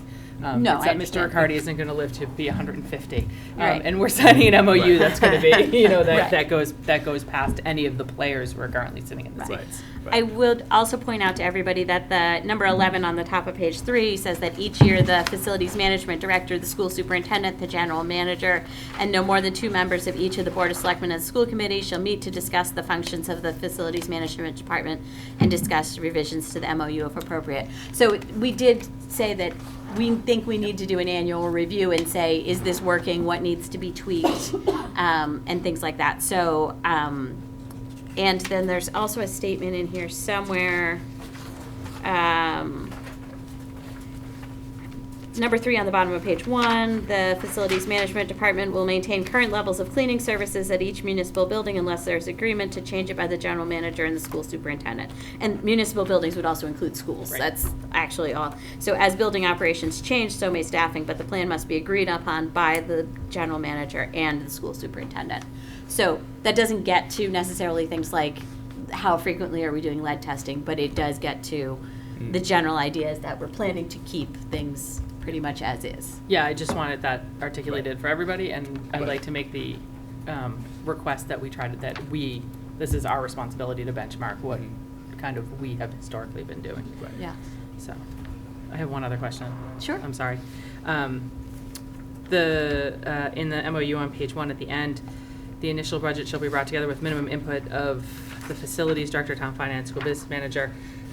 That is not the part I wanted to read. At some point in this document, it says that the facilities department budget will be presented to both the school committee and the board of selectmen. Mm-hmm. And I was wondering. Number 6. Is that number 6 in the MOU? Yes, thank you. So that does not say it is an approval by those boards? Do the boards have the opportunity to amend, reject, or is it, so is that presentation an FYI only? Or is it a approval with the power to veto, adjust, recommend? It doesn't, you're right that the language is a little bit vague. I think in the beginning, at least, we are expecting that it would be an approval, but I think that we also need to remember that the ultimate authority for approval of this type of budget would be town meeting. And they'd be looking for recommendations from the Finance Commission, and then I'm also sure from the school committee and from the Board of Selectmen. So I think that although this MOU doesn't specifically say that the school committee has to approve the budget, I think that if the school committee were opposed to the budget and was willing to, and presented that to town meeting, then I think that would have influence. But it's ultimately town meeting's responsibility to approve the budget. Again, I don't want to hold up the MOU, but these are things that I think perhaps as we're kind of working through this, it's almost like there needs to be an addendum after we sign it with the intent of the framers, because that's vague enough that 5 years from now, we could have a whole different group of people, and then we start getting into fights about what was intended. Right. Well, and I think, like anything, my husband's an attorney, and he will tell you that there's the language in the contract, but then there's also a significant impact of how the contract is actually practiced. Mm-hmm. And so, if you are making if you are always asking for the annual reports that are required and things like that, then that becomes the practice, and that is just as important as what's in the language. And I think my hunch is that that's what's going to happen with this facilities management department, is that over time we'll find a way that it works. But that was part of why I was saying I really pushed for number 11, like, okay, let's do an annual review and let's talk about this. Right. Because I think you're right that there's a lot of stuff in here that, it's really just a 2-page document, so it's not going to capture everything. Right. And so I think it's a question of what's the best way to do that. Any other questions, comments? I just want to say, I think that it's, a lot of work has gone into this, there's a lot of detail, a lot of thought. Definitely people much smarter than myself, and I really appreciate the ability to review every year and amend, which I think is very important. 'Cause this is a contract between us and the Board of Selectmen, town, everyone is involved. So it's a living document. It's not the end-all, be-all when we sign off on this. It's going to keep being tweaked and adjusted to fit the needs of what will happen 5 years, 10 years, 20 years from now. And I think it's a very good idea. It's long overdue.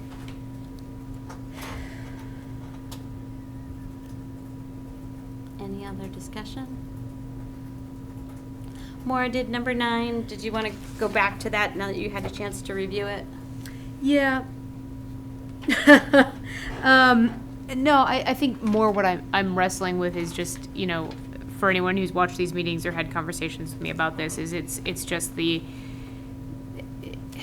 I don't know exactly how to articulate this, but I don't know what else I'd want to see in the MOU specifically, which is not particularly helpful. But to Joan's point, the idea of it's not always going to be these people sitting in these seats, and I feel just concerned that in terms of the benchmarking and making sure that things maintain the way they are, that it also won't always be Paul Riccardi in that role, who I feel like what makes a lot of us feel better about this is the fact that he will be the one kind of, you know, shepherding this, but the fact is we're not signing off on Paul forever. We're signing off on a big change, and it's just that question of, are we covering ourselves enough? And I think that's sort of what I'm wrestling with a little bit here, and just the idea of, I mean, I think coming back and reviewing it every year is a valid concern, idea. And I think that ultimately, and Mr. Hajan knows this because I spoke with him about this, I think the MOU covers everything as much as it possibly can. And I think that it's a document that's been drafted in good faith with a lot of forward-thinking ideas. I think more my concern is with the overall idea outside of the MOU of just combining these facilities. And I'm not sure that I'm there yet with just the concern of where our buildings are at age-wise, and the simple fact that I think we're going to be lucky to get a new middle school if we get it, and the fact that I think we've been able to keep buildings like the Balch and the Callahan running for as long as we have because we've had a manager who's focused purely on those buildings. And if you start to spread that thinner, what happens? I think that's more what I'm wrestling with. And it's because when you ask the question, I think it's a good question of, is there anything else I would put in year one? And I don't know that that's true.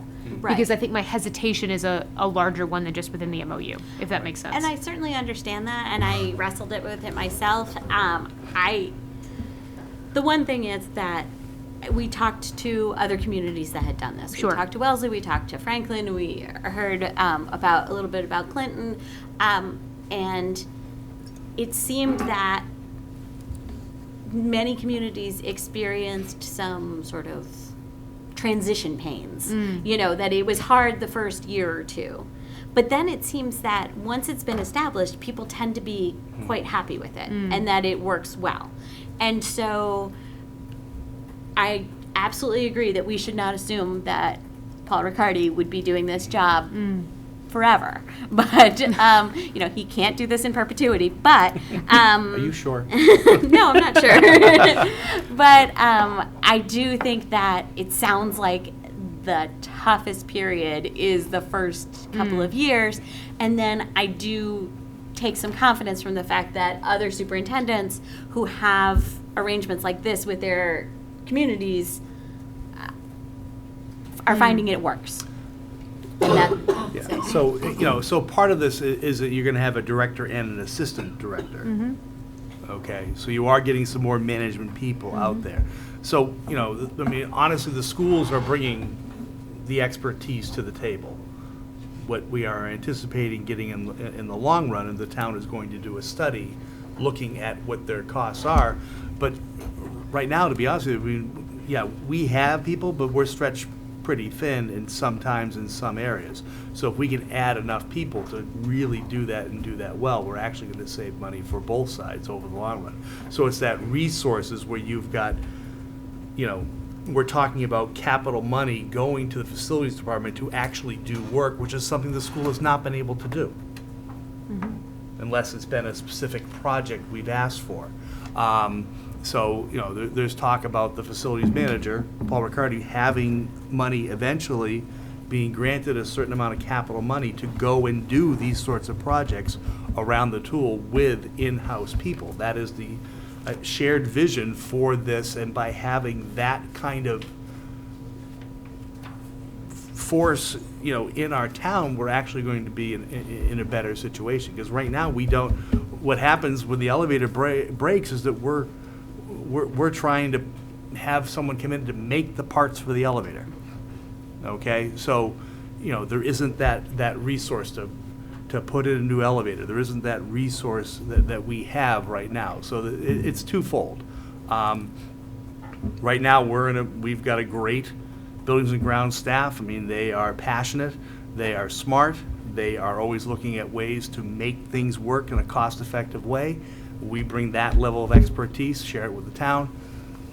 You know, they're gonna do an assessment for what kind of contracting they're actually doing and would it make sense to hire people down the road, maybe in year 2 or year 3, to build that department up to a level. But that's gonna be a transition. You don't wanna get in where you're hiring 1 million people you may or may not need right away, and then if you hire them and you don't need them, if they're not in that period of probation, now you have people on the book. So trying to be a little smart about building that facility, and you know, I mean, I pushed hard for a 2-year plan instead of jumping in, you know, holding our breath all in one piece. So it is a phased in plan where we're just combining the management. We're going to be assessing if it's working or not, and you know, I think the commitment that I hear on that table to make it, there's a commitment to make it work. So, Ms. Sheridan, did you want to speak to this? Yeah, I just said, when they brought this up in Clinton, when I was in Clinton, I was extremely hesitant in the beginning, and it worked out really well. But I think twofold was, I'm glad they put that in the agreement that you review it each year. And the other thing, which is extremely important, is the communication between the town and the school. Because without that, I think that it can break down. But not only the communication with the facilities and that, but also with the financial pieces of it. And so with Clinton, it worked very well. So I was very surprised at it, because it was not something, I was extreme hesitation going into it, but it did work out really well for Clinton. But the twofold I think is important, is that you put that in there, that you review it each year, and then the communication has to be really well between the town and the school.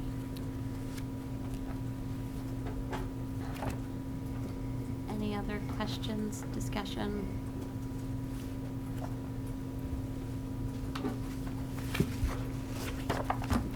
Do we want to put it to a vote?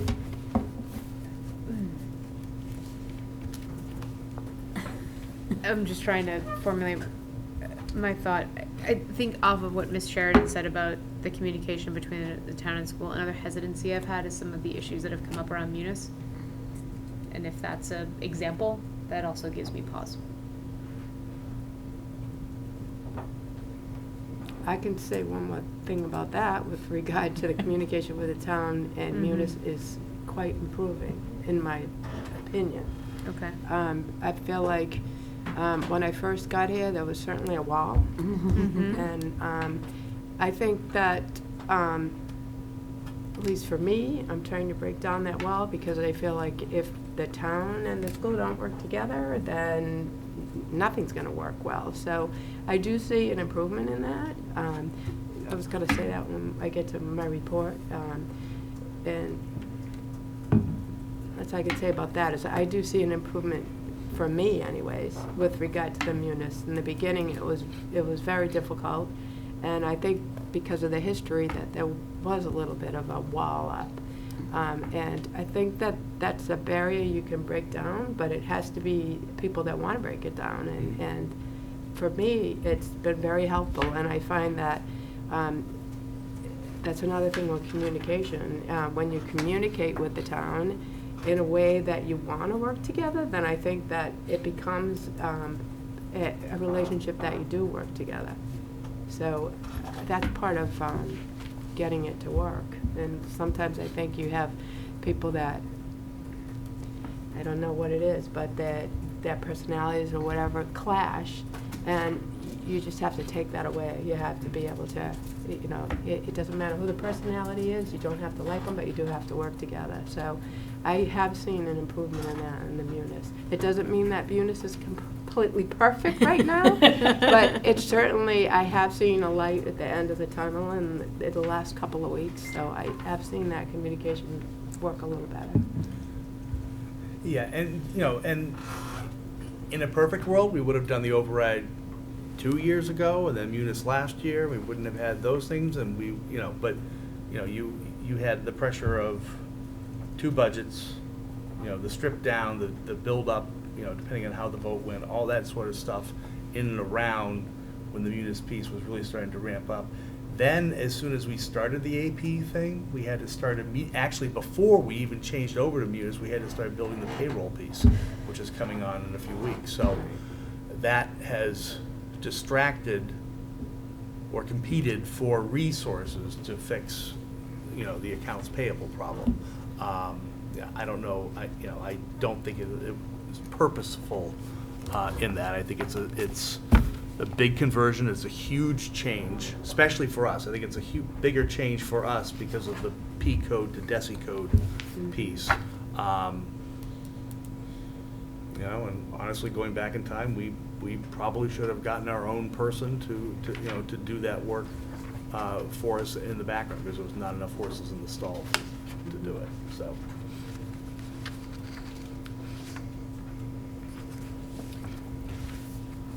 Where are we at? I have a motion to approve. Yep. Joan? I don't know if I'm doing this correctly, but I'd like to propose an amendment. Okay.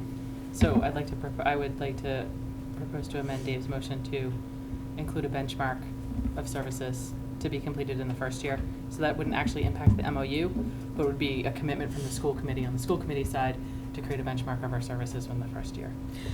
I think we that do sounds that? like a good idea. Can I just ask for clarity? You sure? First year, meaning This is set to go into effect the In first July. phase in July. So I would defer to Mr. Riccardi as to when he thinks he could get that done. Okay. But I would say no later than the beginning of next fiscal. Nope, of where? 21. Here we go again. I I have know. trouble. There's too many calendars.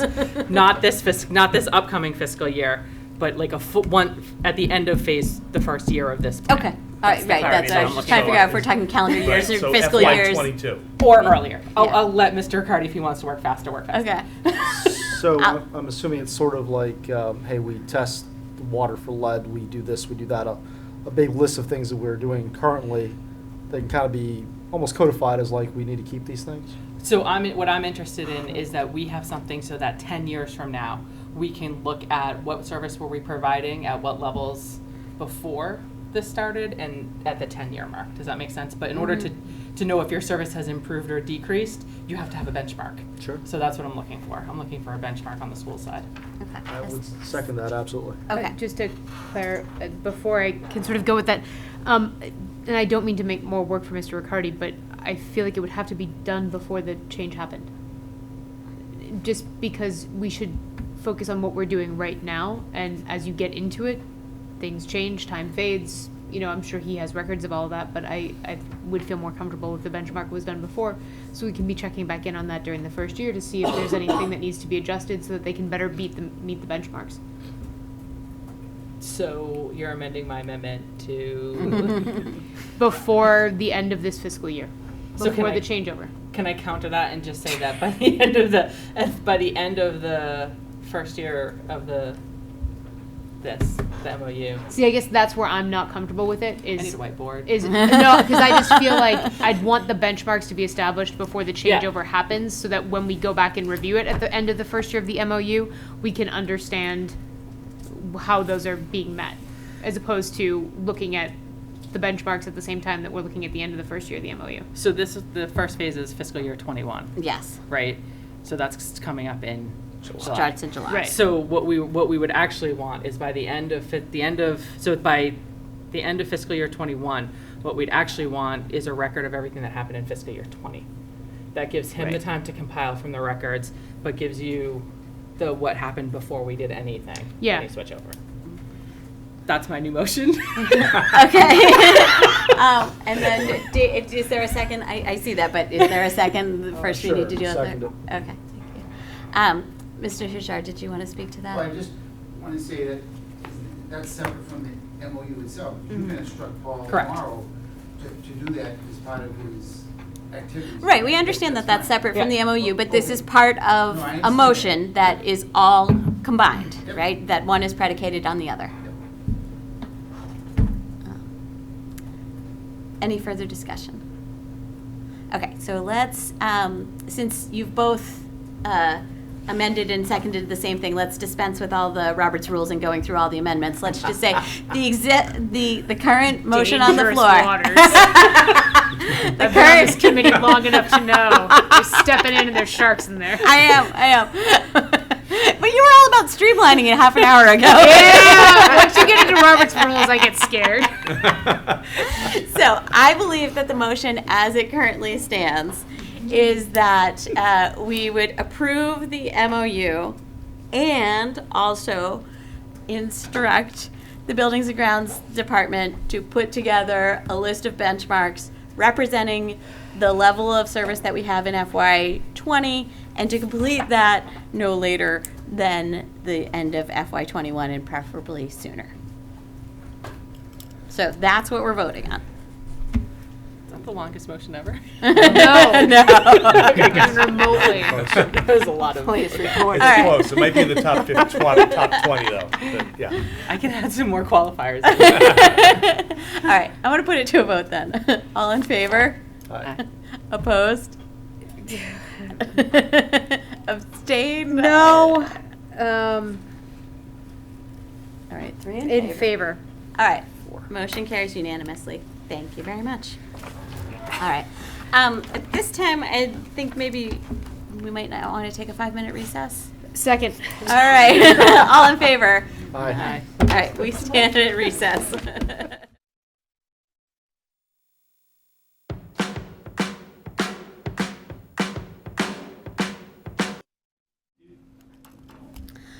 All right, I call the school committee meeting officially back into session. The next item on our agenda is the superintendent's report. Dr. Thompson. Yes, there's 3 quick things. One is I passed around an email, and on that email is a listing of the holiday concerts. Mr. Conant already mentioned the high school one on December 11th at 7 p.m., but the grade 7 Coakley is on the 12th at 7 p.m. The grade 8 concert is on the 17th at 7 p.m. And then the elementaries are during the day. Cleveland, December 16th at 9:30. Prescott, December 17th at 9:30. Balch, December 17th at 1:30. Oldham, December 18th at 9:30. And Callahan, December 18th at 1:30. I just wanted you to be aware of those in case you were in the neighborhood. The second reminder is for the dedication of the Carol Poirier House. That is on Tuesday, the 10th of December at 3:30. There was an invite at your place, and that is at 82 Roosevelt Ave. And then lastly, one consequence of closing the schools yesterday is that the advisory meetings that I usually hold with the staff and with the PTO leadership had to be rescheduled, and I am rescheduling those for the PTO for next Monday at 6 p.m. here at the Savage, and the staff, we will do the following Monday at 3:30, the 16th. So that will be the first round. We usually do 3 throughout the year, so I just wanted to inform the committee of rescheduling that, and that completes the superintendent's report. All right, thank you, Dr. Thompson. Any questions for Dr. Thompson? Okay, then we're moving on to budget. Ms. Sheridan. All righty, into budget. First off, I want to say you're going to notice a big change in your budget reports as I'm moving more towards aligning with the Department of Ed and the end-of-year report. So with this second report that I did give you, you'll see I probably did a little bit more detail because I'm trying to get the committee to have a better understanding of the Department of Ed the different sections and the different categories. I did leave on for all of you, the chart of accounts from the Department Ed, which give you a little bit more understanding of it. So at your leisure, if you have time and you want to read about it, this will give you a real understanding of how the department categories are done. As you see, there's 7 categories that the Department of Ed, it would be the District Leadership Administration, and that's where you have all your expenses that are district-wide, more administrative. The 2,000 is this instructional, and that's where you have really the meat of your school. That's where you have all your teachers and your therapists, instructional, all your instructional services. Other school services, the 3,000 area, and that's where you have, other than instruction, it would be the nurses, the athletics, the school activities. You have the 4,000, which is the operation and maintenance of plant. You have the benefit and fixed charges, which is the 5,000. The fixed assets, 7,000, and finally 9,000 is where you have your programs with other school districts. So that's how that's how the Department of Ed separates it out. So I'm trying to get the reports to align with that, to make it easier for people to understand, and also to do the end-of-year report. As you're aware, the district made this large change with the Munis financial system, and it's going to be a great improvement. It's so much different than what you're used to, your P codes versus your Department of Ed. So that's the reason why there is a lot of confusion this year. It's a big undertaking that you took over. But this is the first week I can honestly tell you that I see a little bit of a light at the end of the tunnel, because I've been working trying to get your payroll into proper accounts. When they moved everything in from your P codes in your old system to Munis, it kind of was lumped by P code, and your P codes did not align with the Department of Ed accounts that are in your Munis system now. So that's why I see a little bit of light, because I have been moving that all around.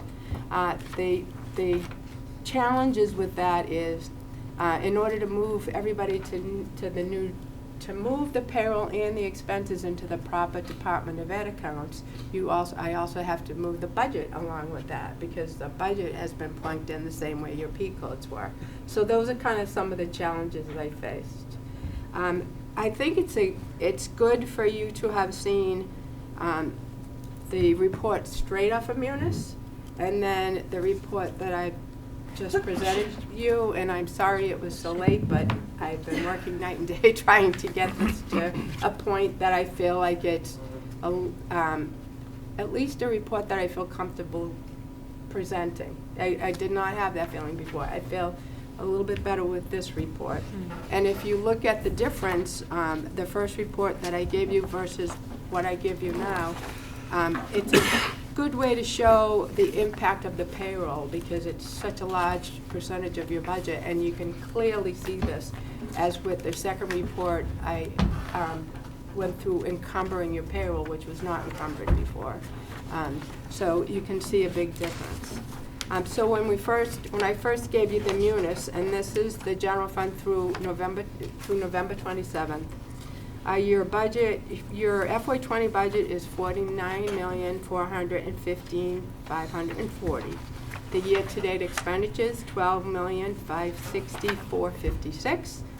The encumbrances, $7,565,113, which gives you an available balance of $29,289,972.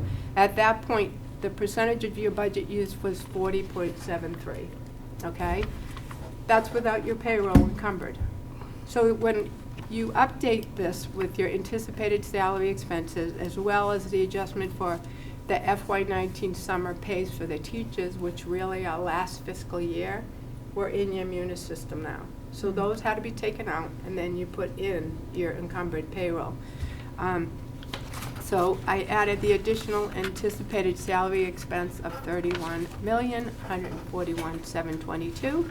I took out $2,158,660, which is the FY19 summer pays. That should have been back in FY19. Gives you an available updated balance of $306,000. 909. The percentage of the budget used is 99%. You can see a huge difference in adding your encumbered payroll.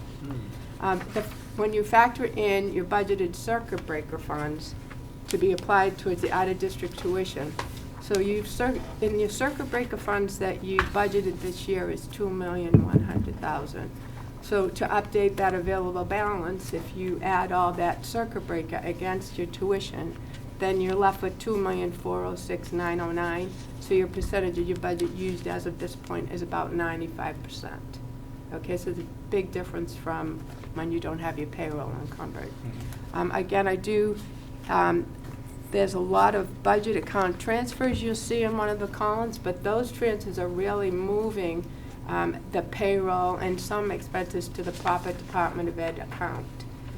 With one DESI code, I'll give you one example. Let's see, what is it on? On page 3, there was a special ed coordinator in your budget, and that was budgeted $573,174. So obviously that was just not one position. So your P codes, when they did that transition, the crosswalk in, it plunked whatever was in that P code to that one account. So that's where all this, I had to do a lot of analysis to get everything in the proper accounts. Excuse me. And I feel like we're much closer right now on that. The only thing left now is to make sure that all the budget aligns with the expenses. And then I see the next time that you get this budget report and all these budget adjustments are sent to the town, I think the Munis system will begin to really work well for you. All right? Some areas I wanted to mention, some areas to watch and some areas to mention. You have an account on page 5. It's district-wide instructional supplies. This is the area where a lot of the additional override money was put. The balance right now is $429,846, and that needs to be separated out to proper accounts. So that's one area that I still need to work on. We have to work with Alec on that. You'll see on page 9, there's a gas balance, and the balance says negative 108,227. So in that particular account, that needs to be separated out. The good news is that all your gas was encumbered, but it was all put into one account. So it has to be separated out to the different locations. The ground, snow, and ice account, which is $243,879. I did not encumber any of those funds. There's still that balance left. And for that, I wanted to get a better understanding from Paul on is that money that you have in case you have this huge storm or what is it there. So I didn't feel comfortable encumbering that money yet. So that is still sitting there. Another area I wanted to let you know is there's a separate account for the separation costs of employees. That's the vacation and sick leave for people who leave, like they retire. I just wanted to keep in mind that that is an area that you have not budgeted in the past, but it's an area that you should be budgeting for. Like the department, it requires you to separate that out to a separate account. It's in a completely different area. It's way down in the 5,000 area. So that's one area that on the end of year report they do ask. They asked me, why do I have zero in that account for budget? And the only answer I had was because I'm new here and that's going to be something that we need to change. So what I suggest on that is get an idea of what people are going to be retiring, what those expenses are going to be, and as with any budget, it's a budget of the expenses that you think you're going to have in the next year. They're certainly subject to changes in the next year, but you do need to at least think about that in the future for your budgeting. Your capital expenditures that you purchased this year include, you have $126,000 that were of Chromebooks that were purchased. You have $70,000 of laptops and desktops that were purchased. You have $38,967 of network switch replacement. That is an expense that you get a portion paid by your E-rate funds.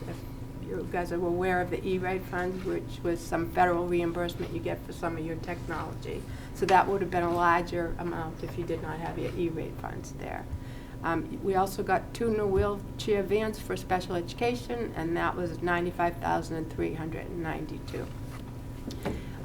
An area to watch this year, which is probably an area that you've had to watch in previous years, is special education out-of-district tuition. Right now, it's over budget by $725,387. This leads me to the discussion on circuit breaker and the discussion I had with the Director of Pupil Services. For your circuit breaker, the FY19 carryover was $1,604,093. Your anticipate reimbursements from your circuit breaker, $2,083,499. You subtract out your budgeted circuit breaker that is going to be used against your out-of-district tuition, and that leaves you a balance of $1,588,042. All right. The circuit breaker was based on 49 students, and the reimbursement rate was 75%. All right. When I get to the next area, you'll understand is the reasoning why it's extremely important to keep a little bit of chunk of your circuit breaker for the next year for your unexpected sped. Because this year is one of those years where you have unexpected special education. And so your budgeted out-of-district sped tuition students was 52 students with a 3% increase over the tuition. So they put your 52 students in, they added 3%, that was your budget, okay? Your out-of-district students that is encumbered in the report that I have today was 58. Since then, 2 have returned to the public school, to Norwood Public School. 1 chose homeschooling. That brought your number down to 55. 2 are out on extended evaluations, so they have potential placement. The 6 recommended additional out-of-district placements. So at this time, you have a potential for as high as 63 out-of-district students. So it's certainly an area to watch this year. Luckily, you do have $1,500,000 that you have in your circuit breaker, so it's not like we're going to be. You do have some money there, so it's not as bad as it could have been, but it's just an area that you have to watch, and I think it just proves that you have to keep some of your circuit breaker. You can't leave your year at 0, and I've been in districts that have done that. When I first started Clinton, I walked into a 0 circuit breaker balance, and that's just really dangerous because special education changes, and it's just the beast of special education. There are changes that happen. You might have one year where you have less, and then you have another year that you have more. Laura?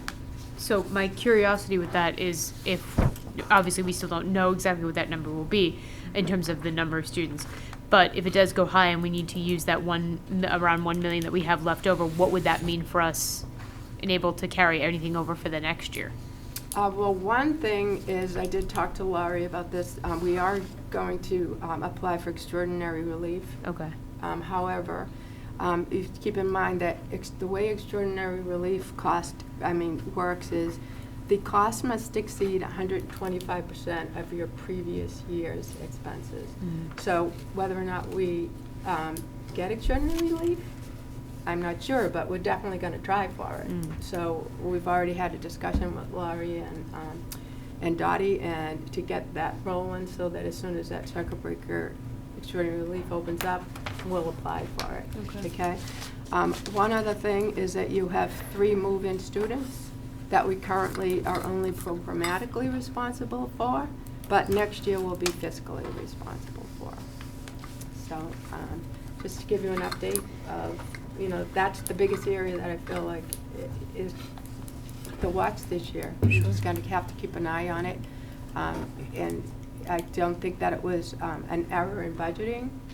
The budget, when I look at your circuit breaker, and it was for 49 students, and then you budgeted for 52 with a 3% increase, it certainly wasn't an error in budgeting.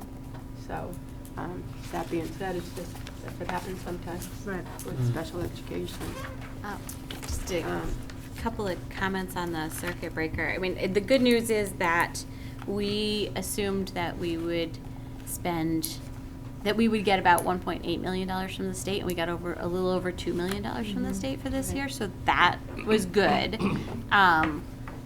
But we, as part of the 5-year projections, we were counting on, like, okay, we can kind of siphon off some of this $1.5 million a little bit every year over 5 years.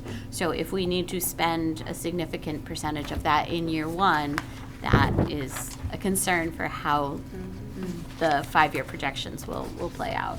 But that's something we need to worry about. But another area that we, at the end of FY19, we did not spend down all of our revolving accounts. Right. That on the next budget report, I'm going to get more in depth into the grants and revolving. But we did when you talked about that before. I did look into that, and your transportation revolving does have a little extra money in that one. Okay, good. So, but I'll have a more in-depth report on grants and revolving for the next report. I've just been trying to really work on getting your general fund into a. You've been doing an amazing job catching on, like jumping in, like right as everything was falling into the fire. Right. Yeah. But I tell you, I've been a happy girl the last couple days because I was like, you know what, I see a little bit of light there. There's a little bit of light there. So the final thing is the Medicaid. I just give you a little update of the Medicaid. So I included that in the report this time. For FY19, the town received $214,418 from your Medicaid reimbursements. The Medicaid funding is available for services that the schools provide to students, for example, your medical, social, and support services. I'm not going to get deep into how we, get the process of obtaining those funds. I just wanted to get an idea of what your Medicaid reimbursement has been through the years. So when I did look at that, I did notice that it has been a large dip in that, because in FY16 you had $355,789. So I have the Medicaid consultants doing an analysis for me to see, what happened. Why is there such a large dip in those reimbursements? That reimbursement does go to the town, but it still helps the whole town. The school and the town should work together. That money is deposited in the town, but I still feel that it's part of, this helps the school as well. So we will get an update on that as soon as they get the analysis from the Medicaid. Again, in the future, on my next budget report, I'd like to get more into the grants, more into the revolving.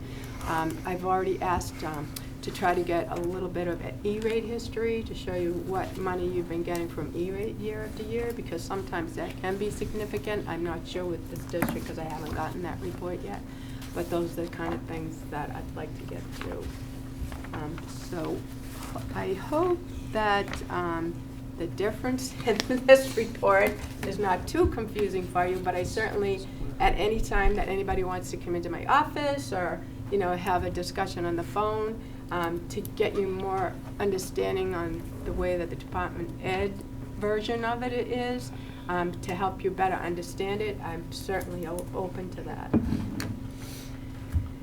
So if anybody has any other questions, Dave? Yeah, have we heard anything from the state with the educational funding bill that was recently signed? Do we know when they're releasing funds or what we might get? It's one out billing over 7 years, but Yeah, well, that'll be part of the next budget release at the end of the. Right, that's not for this year. That's going forward. Okay. One thing I will say on that is that there are a couple articles in the law of requirements of how we are going to be using that money. The big one is we have to put together by April 1st a 3-year plan to close achievement gaps. So we are doing some of the work with some of the tools now, but we will probably need to continue the spending that we would get from the state in order to meet those goals over the next 3 years. And or perhaps bring someone in to help us design a doable, achievable plan. So we're still chewing on that one. So So it's more money. It comes with strings, though. I Always thought it does. was fewer strings because we'd had enough strings on us. So. Yeah. If I could, Madam Chair, make one more comment. If you remember the conversation around circuit breaker last year and how adamant I was about having a minimum in there, the 3 students that have moved in after April 1st, which means we do not have to pay for them. We have to oversee their instructional program for 1 year. We will have to pay for them. All 3 of them are residential at about $200 to $250 a piece. So right there. $250,000. Yeah. Yeah. Right. So we're talking, and again, my comfort extra number was about 750,000, just sitting there waiting in case. I probably should have never said anything because the in case is now a reality of where it'd probably be about $700,000 more next year. And, these are kids who need services and these are the services they need. I'm not saying that, but this is exactly why you have a little bit of circuit breaker carrying over from year to year.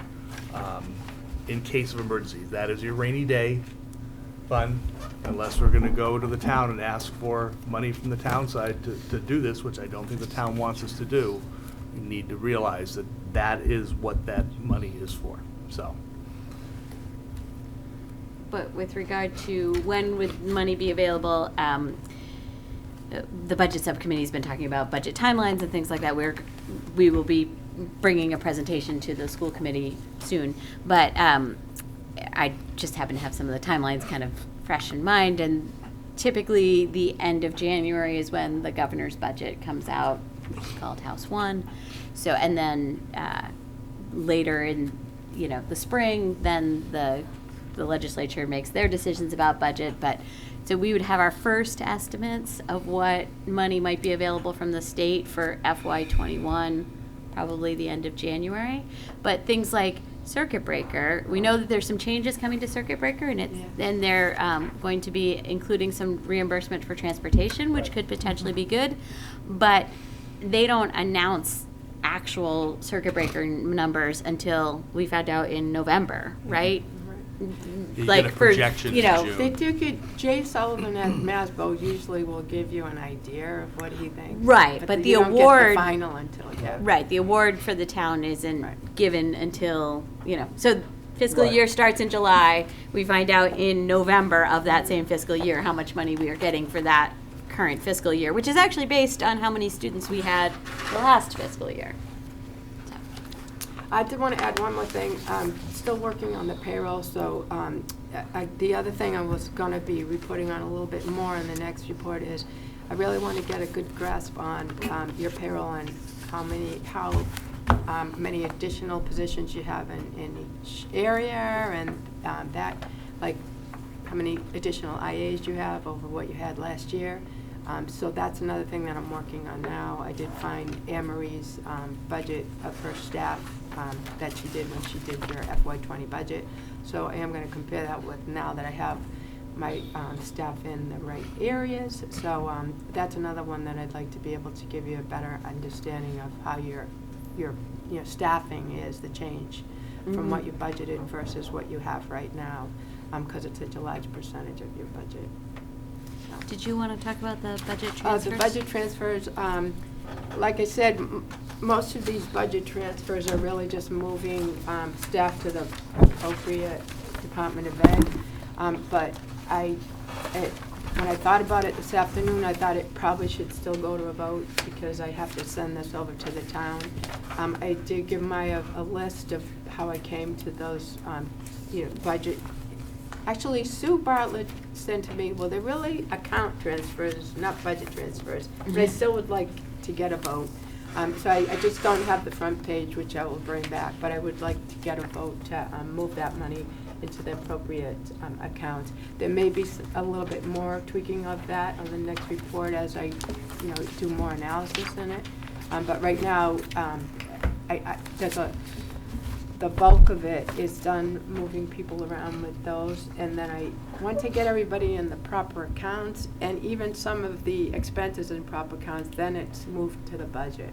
But the quicker I can get that budget moved in Munis, the quicker I can get the reports to come straight off of Munis, because then we come to January where the payroll is going to start being put into Munis. So for once Munis is in full swing and it's working properly, then all the payroll will be encumbered and we won't have to do any of this. So. Okay. So is there a motion to approve these account transfers? Thank you, Maura. Is there a second? Thank you, Dave. Further discussion? All in favor? Aye. Unanimous. Thank you very much, Ms. Sheridan. I did want to ask one other question. One other area of concern that we've had in the budget recently is related to utilities. Do you have any sense of how we're doing with regards to our budget? And I know it's early in the year and the winter is just getting underway, but do you have any sense of how we're doing for utilities? I know that when I was looking at it, I wanted to make sure that at least that they had encumbered all their utilities, which it appeared that they have, because I found that one area and I was like, what is it? It was all the gas. So it appears so far that they've encumbered what they had budgeted in. I'll keep an eye on it, and on the next report, I'll look at that further. But right now, I don't see a problem, but I am not real familiar with your history yet. So at this point, it doesn't look like a problem right now, but I will look at it for the next one and see if I think it will be a problem. But right now, there's still encumbered money there.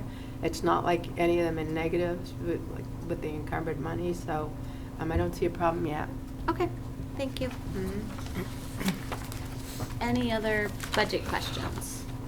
Okay, then, Dr. Thompson, under budget, we also have an LMPA staff increase request. Yeah, and this is not new news to the committee. We had an increase in our autism students in our preschool, and we did add that program.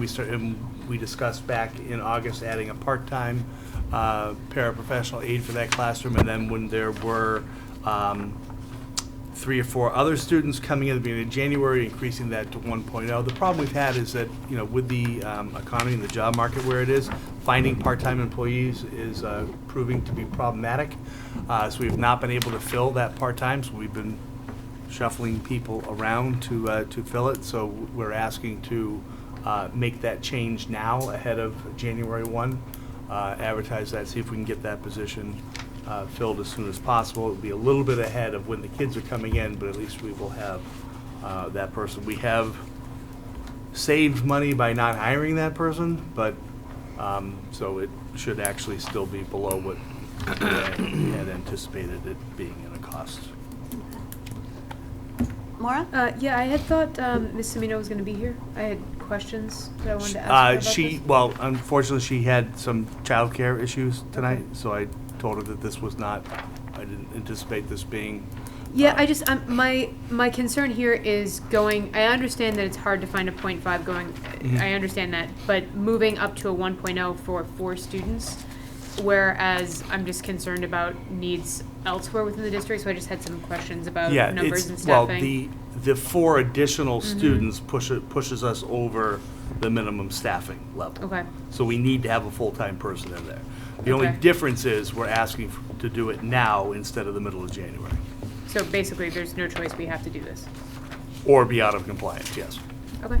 At some point, I have questions about elementary levels and things like that, so I had intended to ask those questions, but, okay. Is there a motion to approve?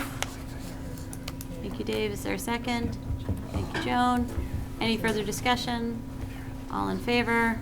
Aye. Unanimous. Thank you. All right.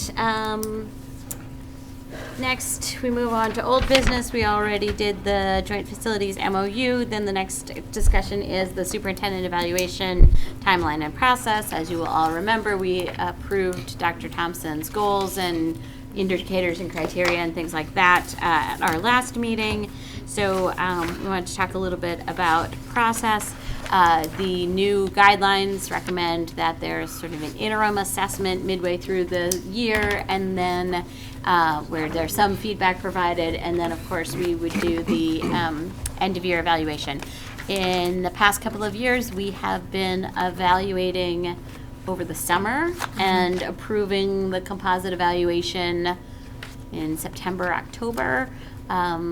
Teresa was suggesting that we move that earlier so that we can get that, hopefully the evaluation completed before the end of June, so that then at the beginning of the summer, we can be talking about goals, hopefully approve all of that stuff at the beginning of September, and give everybody a full year to work on things. And I think she's probably right about that. So, but I wanted to, she asked me to bring that discussion to the committee. Any thoughts? I'm not entirely sure. I understand her thinking. I don't know that it's reasonable. I just don't know that the doing the composite, doing the individual evaluations for the superintendent to get all his evidence in, I think it takes the summer when things are slower. It's just, from having done it twice, I can't imagine trying to do it towards the end of the year when everything is ramping up, just personally. And I understand the I guess intention, but I was gonna throw back to Dave, like, does that crunch everything for you? Because I mean, is it making more? Well, it's all crunch, because we didn't actually approve the goals until, what, 3 weeks ago? So, it's gonna have to be crunched at some point, so. Right now, the way we're doing it now is out of cycle for when we're supposed to report. So, a lot of the evidence is ongoing evidence. It's not, so, I think we need to move from, the evaluation should be an ongoing process and not, a binder of information, so, and we have not had a mid-year at all in the first 3 years, so. We did last year. I remember doing one last year. I We remember did? writing one, because I remember it was very hard to get done. Okay. I'm positive it happened, because I was very stressed out about it. I think that it's true that there's sort of a shift in our thinking about evidence and things like that. I do think that it would be appropriate to have some sort of feedback in February timeframe, understanding, of course, that it's, we're not expecting necessarily half the work is done or things like that, but just Right. some feedback on how things are going, and I think it's a good idea, just whenever you have goals, to be thinking, the more you kind of are forced to kind of look at them, the better Yeah. it is. It's not really helpful that it's just like we do our annual New Year's resolutions and then, forget about it until the following year. So to be honest, I think the problem is that we probably should meet more in the summer. That's part of the difficulty in all of this, is that, I don't know that starting in the process at the beginning of July is necessarily the problem. The problem is that the process didn't wrap up until October. And, it used to be that the school committee would meet at least once a month in the summer, and lately we've had trouble scheduling meetings where everybody could attend, and so there may just be, we may need to find some way to kind of keep the business going over the summer. But maybe we don't necessarily need to come to a decision now about the summer, or like the end of year evaluation. But maybe we should just agree to do the midpoint in February. Yeah. And then, I want to say, I think that's a great, because, it's so hard to just remember everything that happened at the end of the year. Midpoint refresher can be really helpful, because, I think it does fall to us to collect the evidence rather than just getting one binder that can't get everything in it in one shot either, so. So, we aren't gonna really do the long-term agenda, but Teresa has it penciled in for the 26th of February. So the right next- after February vacation. Yeah. Okay. Sure.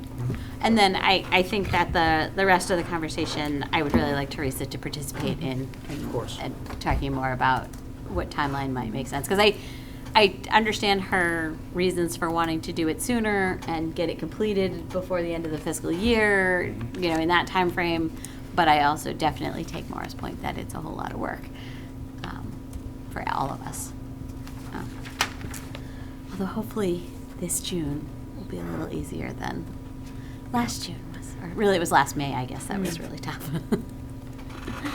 All right, the long-term agenda document, Teresa asked that we postpone that until she's able to be here. So then we move on to Dr. Thompson and the override expenditure update. Yeah, just trying to get this. There is a hard copy at your place. I'm just trying to get this a little bit bigger on the screen so we can see it. Is 200 going to be too big? Yeah, not too bad. All right, so, yeah. I want like a 175, that's not an option, so we'll go 150. All right, so the only change in staffing, if you will recall, back when we did the staffing early on, we had hired a .5 ELL person, but that person was hired and then the day after resigned. So I kept that in there as a place. So Catherine Buckley was hired. It was a little later in the year. It was a little more expensive. So there was a swing here of about $2,500 with that, but that was the only change there. Again, we're still waiting. That $300,000 is still sitting there, as we have not chosen the ELA curriculum, so it's still sitting there. We did make 2 more purchases under ELL curriculum. I'm sorry, the first one ELA curriculum, not ELL. But under ELL, English Language Learner Curriculum Materials, we did add a Dreambox subscription for the district and materials for the high school EL teachers, and we are assessing what currently we have, and we hope to have some more materials in January under that. Career pathways, we are still sitting tight. Intervention materials, you can see that we did get the Renaissance Flow 360, that's the intervention piece. And Lexia software. Lexia is the language-based software. So that came out of that pot. There is still money to spend there. These are the balances over here. Under personalized learning tools, you just heard about Newsela just a little bit ago. That was $5,500 for this pilot for the district. That's Newsela Pro. And the personalized learning tools, we expect that $25,000 to be part of our ELA curriculum when we purchase it, but we stuck that in there as a placeholder. Project Lead the Way, we originally bought the materials and sent people for the training there. We have, since then, we've done training and curriculum development along those 2 things under Project Lead the Way. This $71,000, that is actually going to be materials for the new programs we're bringing online next year. We just need to get to purchase them. Again, the Renaissance 360, this is the assessment piece, that $39,000 right there. Professional project-based learning training, Dr. Wyeth is in the process of working with a consultant to bring someone in for that, but we have not gotten a final price or a date for that to happen. Intervention training, this is the training on the intervention piece, our Renaissance champions, if you will, the cost of that training. And you heard Dr. Fraser talk about the co-teaching piece as part of her MCAS improvement plan, and there is the cost for that, $3,885. And again, the restored cuts are the restored cuts. So those are the changes from the last update. And you are presenting to FinCom? On Tuesday, the 17th. Okay. And I don't anticipate any changes between now and then, just based on all the other things going on. Okay. Any questions from the committee? All right. Thank you. Next up is policy. Joan? So at our last policy meeting, we looked at issues around the fundraising policy, and we looked at budget transfer policies to try to streamline those. very quickly, we decided that we will be continuing to do more research before proposing anything. What we do have now is a short presentation from the Northeastern students who have been working on our fundraising policy, who dove in and did a lot of background work for us and provided us with the document that you have in your packets as well, which gives us a framework for how we will go forward to craft a new fundraising. So there is no actual fundraising policy draft in this video or from the students, but rather they provided us with research on best practices, examples of what to use, frequently asked questions, et cetera. They gave us all the background that we need to pull together the best policy for us. I will say there's a couple of odd long pauses. Just take a deep breath. Nothing's wrong. So. Okay. Good evening, everyone. Thank you for taking the time to view our presentation on our project for Norwood Public Schools gift and donation policy. The public gifts to the schools policy for Norwood Public Schools in Massachusetts is in need of updates that are research-driven, yielding a sense of clarity for the process of giving and receiving funds and donations to the schools. First, we will share the state of the current policy, our goal as a team, and the areas of focus that we've devoted our research and recommendations to. Our ultimate goal has been to deliver recommendations that best match the true needs of Massachusetts students, teachers, administrators in the Norwood Public School District.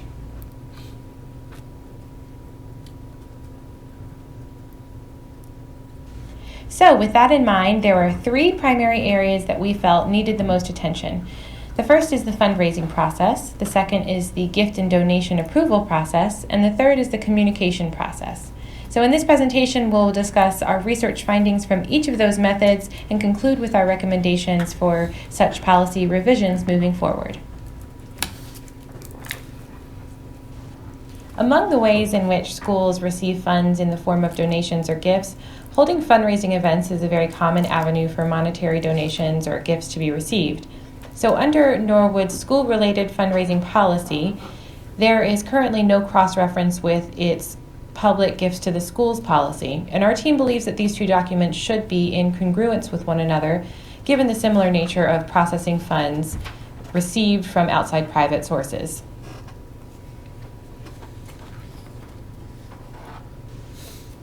In his paper for the Education Law Association, Dr. Michael Ton stresses the importance of developing detailed fundraising policies, quote, in order to minimize school liabilities and potential lawsuits. Ton suggests a 16-step guideline for providing clarity on fundraising operations through one school policy. And our team supports these guidelines because they act as a foundation for appropriate policy revisions. And looking comparatively at those guidelines alongside Norwood's school-related fundraising policy, many of Ton's suggestions are already met. But there are three areas, however, which we feel could be useful if they are added to the policy.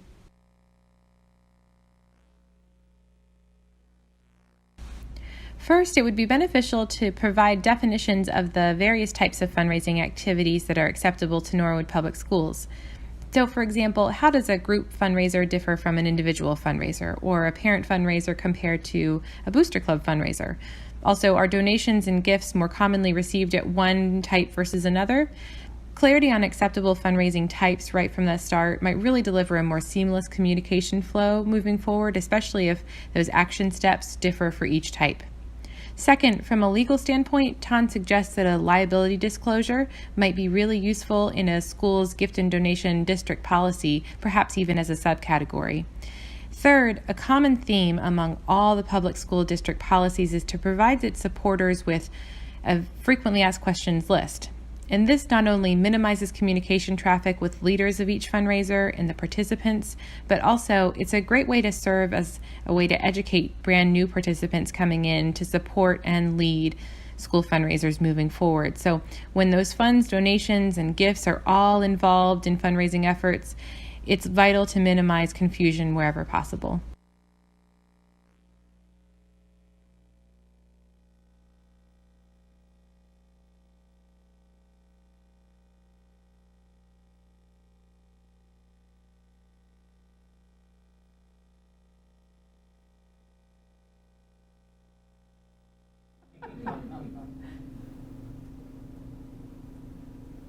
Maybe hit refresh. No, it's still going. It's still going. The current gift and donation policy of Norwood Public Schools is vague and could be enhanced by revising and adding to the current policy. Strong gift and donation policy should include a statement of purpose for all the gifts and donations. For example, Westwood Public Schools has a statement in their policy that reads, "Gifts should enhance and strengthen the ability of the schools to carry out their missions," and that the school committee has a responsibility to provide comparable educational opportunities for all students. Hamilton Wenham's policy even includes a phrase that the district must follow the equal opportunity policy and benefit all students. In their policy, there is also a clause that all gifts and donations must adhere to local, state, federal, and other contractual obligations. One way to ensure that gift and donations will support the school's mission is to establish a list of criteria that the gift and donations must satisfy. Hamilton Wenham's policy is extraordinarily detailed and includes a clause that the school committee has the right to reject any gift based on a list of questions stated in their policy. Furthermore, it may be worth adding a clause stating that the district does not have to replace a gift if it becomes worn out.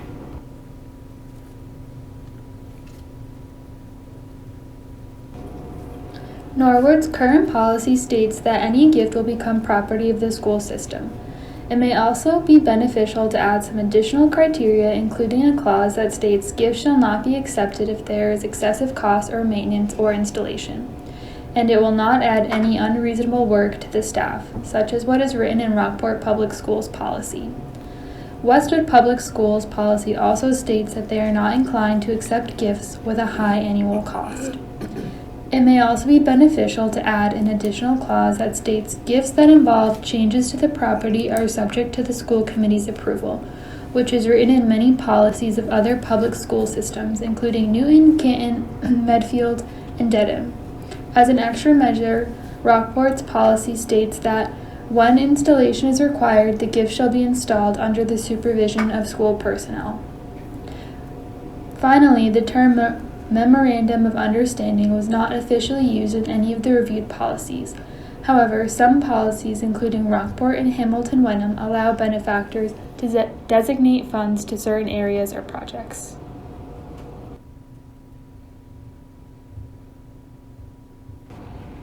The gift and donation policy should also state who can accept a gift or donation.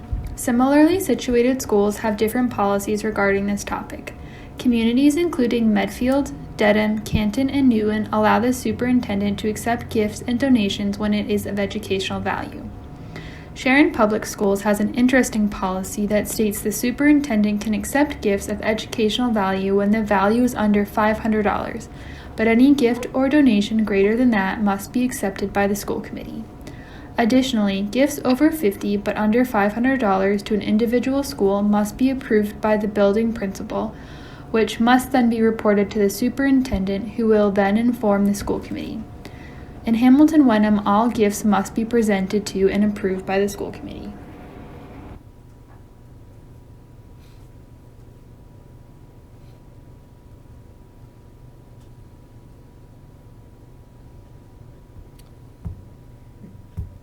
There were 3 remote students putting together a presentation. Good presentation so far.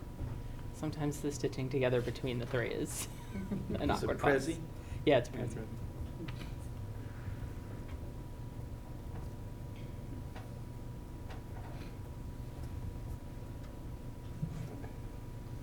One of the most important foundational steps towards functionality is establishing and following a proper communicative pipeline and chain of command. Mokobe discusses the vital nature of the system, stating, "To design and manage such a complex organization, its members need to think systematically." As alluded to previously, public schools are now required to think outside the box when it comes to receiving money and how those processes work. It would stand to reason, then, that with such changes there would also be a direct need to update communication policy. As it currently stands, there is a bit of confusion. While it is fairly straightforward who is allowed to accept money, our team has located various pain points within the policy, as well as gaps which need to be streamlined in order to provide the opportunity to make effective systematic change. Swanson and Holton compliment the importance of this systematic change, writing that people generally need to understand the systemic structures and also be unanimously willing to partake in training to enhance their learning. As it stands, Norwood's current policy showcases this type of structural integrity, but procedures and protocol are perhaps not always being followed due to aforementioned discrepancies in legal language. The recommendations found herein aim to provide clarity and support so as to prevent disruption.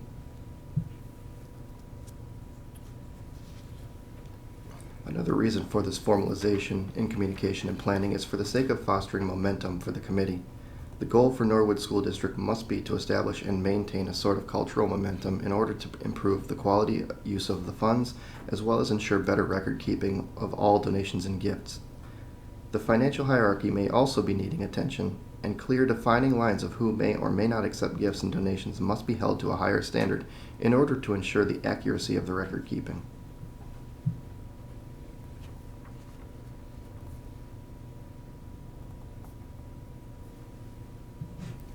In conclusion, we recommend the fundraising, gift donation approval process, and flow of communication be updated with more detail and clarity. We suggest curating an updated gift and donation and fundraising policy that is clear and concise. We recommend defining what the school committee's statement of purpose is and creating a more comprehensive gift donation approval process by curating a list of criteria and guidelines that gifts and donations must meet before being accepted. This will ensure that all gifts and donations are beneficial and meaningful to the school's mission and enhance the student experience. It may also be worthwhile to update the school committee website so it is easy for parents and other individuals to navigate and even pull up the policies on their phone. In an era where people are looking for quick answers, it may be valuable to establish a common question and answers page where people can locate information instead of reading through PDF policies. Furthermore, there needs to be an overhaul on the communication process. The policy needs to clearly state who to go to with questions and who can accept gifts and donations. After reviewing multiple sources, we believe that the superintendent should have the ability to accept gifts when it is of educational value and adheres to the updated policy. The superintendent will report any accepted gifts to the school committee. School principals should not accept gifts. Finally, it may be worthwhile to have a legal team review any policies before officially adopting the plan.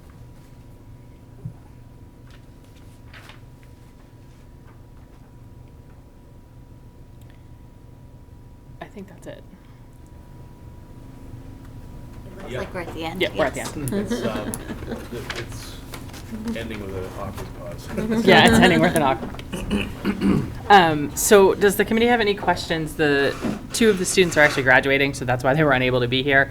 They were going to video in with us, but they're graduating. So does the committee have any questions about the presentation that they would like answered by the students who prepared it? So is there anything that was unclear or anything like that? I was curious more about some of the legal liability things that they talked about. There was a mention of it as an area of concern, and I'm just curious a little bit more what they're I will seeing ask them. there. Yeah. Okay.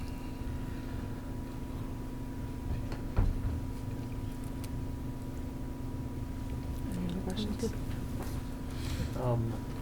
Does our policy address anonymous donations? Does our policy, I'm sorry. Address anonymous donations?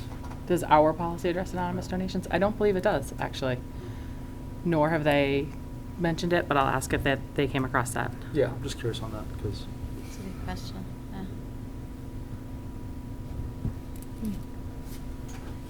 In considering a policy, I think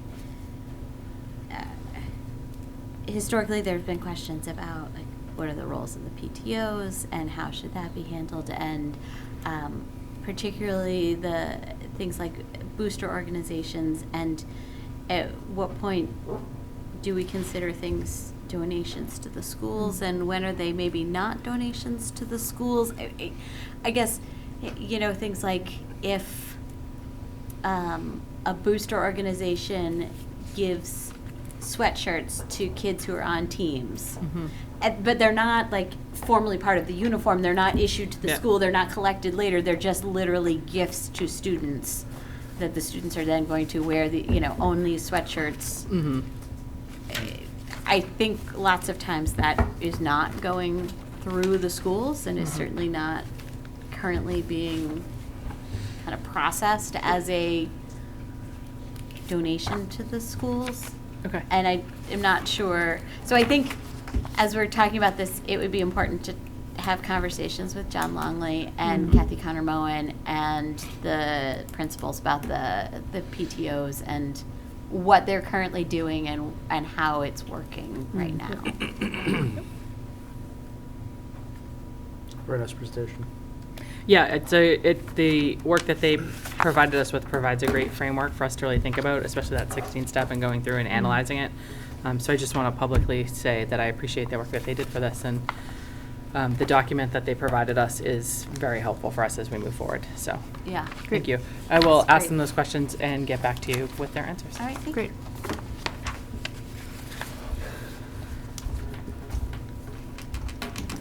All right, is there anything else we wanted to talk about from the policy subcommittee? No. Okay. In fact, new business, we have no donations tonight. So then we move on to school committee addenda. Dave, do you want to start? No comments at this time. Joe? No, I'm good at this time. Okay. Laura? Streamlining. All right. But you know what, that does remind me that the other thing we were supposed to talk about tonight was whether or not we wanted to hold a meeting on Monday, December 16th. So we were unable to hold, we had originally scheduled a meeting for Wednesday, December 18th. That there was a conflict with that night, so we had to reschedule. We attempted to find a day that would work for everybody. That proved impossible. And now the day that we thought was going to be good for 4 people is now only good for 3 people. And so do we want to have a meeting with, 3 is technically a quorum, we could meet, but one thing Teresa asked me to ask you about is, do we want to hold that meeting on December 16th, or do we want to go ahead and cancel it? And then the other thing is, we could, she as the chair can make a decision. She's responsible for scheduling meetings, so she could just decide to cancel the meeting next week if we want to leave it in place for now. But any thoughts on that? Since we got through the facilities MOU, Right. that was one thing we wanted to make sure we got done this year. I don't believe that there's anything else That's what I that was gonna has ask. to be done by the end of the year. However, if we don't meet, we will probably be asked to come by and sign warrants at some point. But signing warrants does not require a meeting. Right. I mean, my inclination is to say try to wait till we have at least 4, but I you know, agree. especially if it's not something that's time sensitive, I think it would make more sense to wait till there's at least 4. I agree. I mean, the one thing that we had talked about as a budget subcommittee, we wanted to talk with everyone about the budget timeline and to talk about a survey that we are hoping to send out to the community to get information about how people are accessing information about the budget and what are the most effective methods for doing that. But I think that we can send you some information so that you can see it and send your feedback to Dr. Thompson without necessarily us getting together and holding a meeting. But let's have all the high school principals and middle school principals all here, just without us, So is there a motion to cancel the December 16th meeting? Thank you, Maura. Is there a second? Dave, all right. All in favor? Opposed? Sorry. Okay. I'm going to lose, but it's fine. Well, I guess I'm curious what your thoughts are on why you... I don't want to be pushing anything. I don't want to be here on January 8th until 1 in the morning. Oh, yes. I don't want to move anything. So if we've got 3 people and it's not Yeah, that's really fair. important stuff, I just want to... I mean, we could also just let Teresa make a decision on that, depending on how much work there's to be done.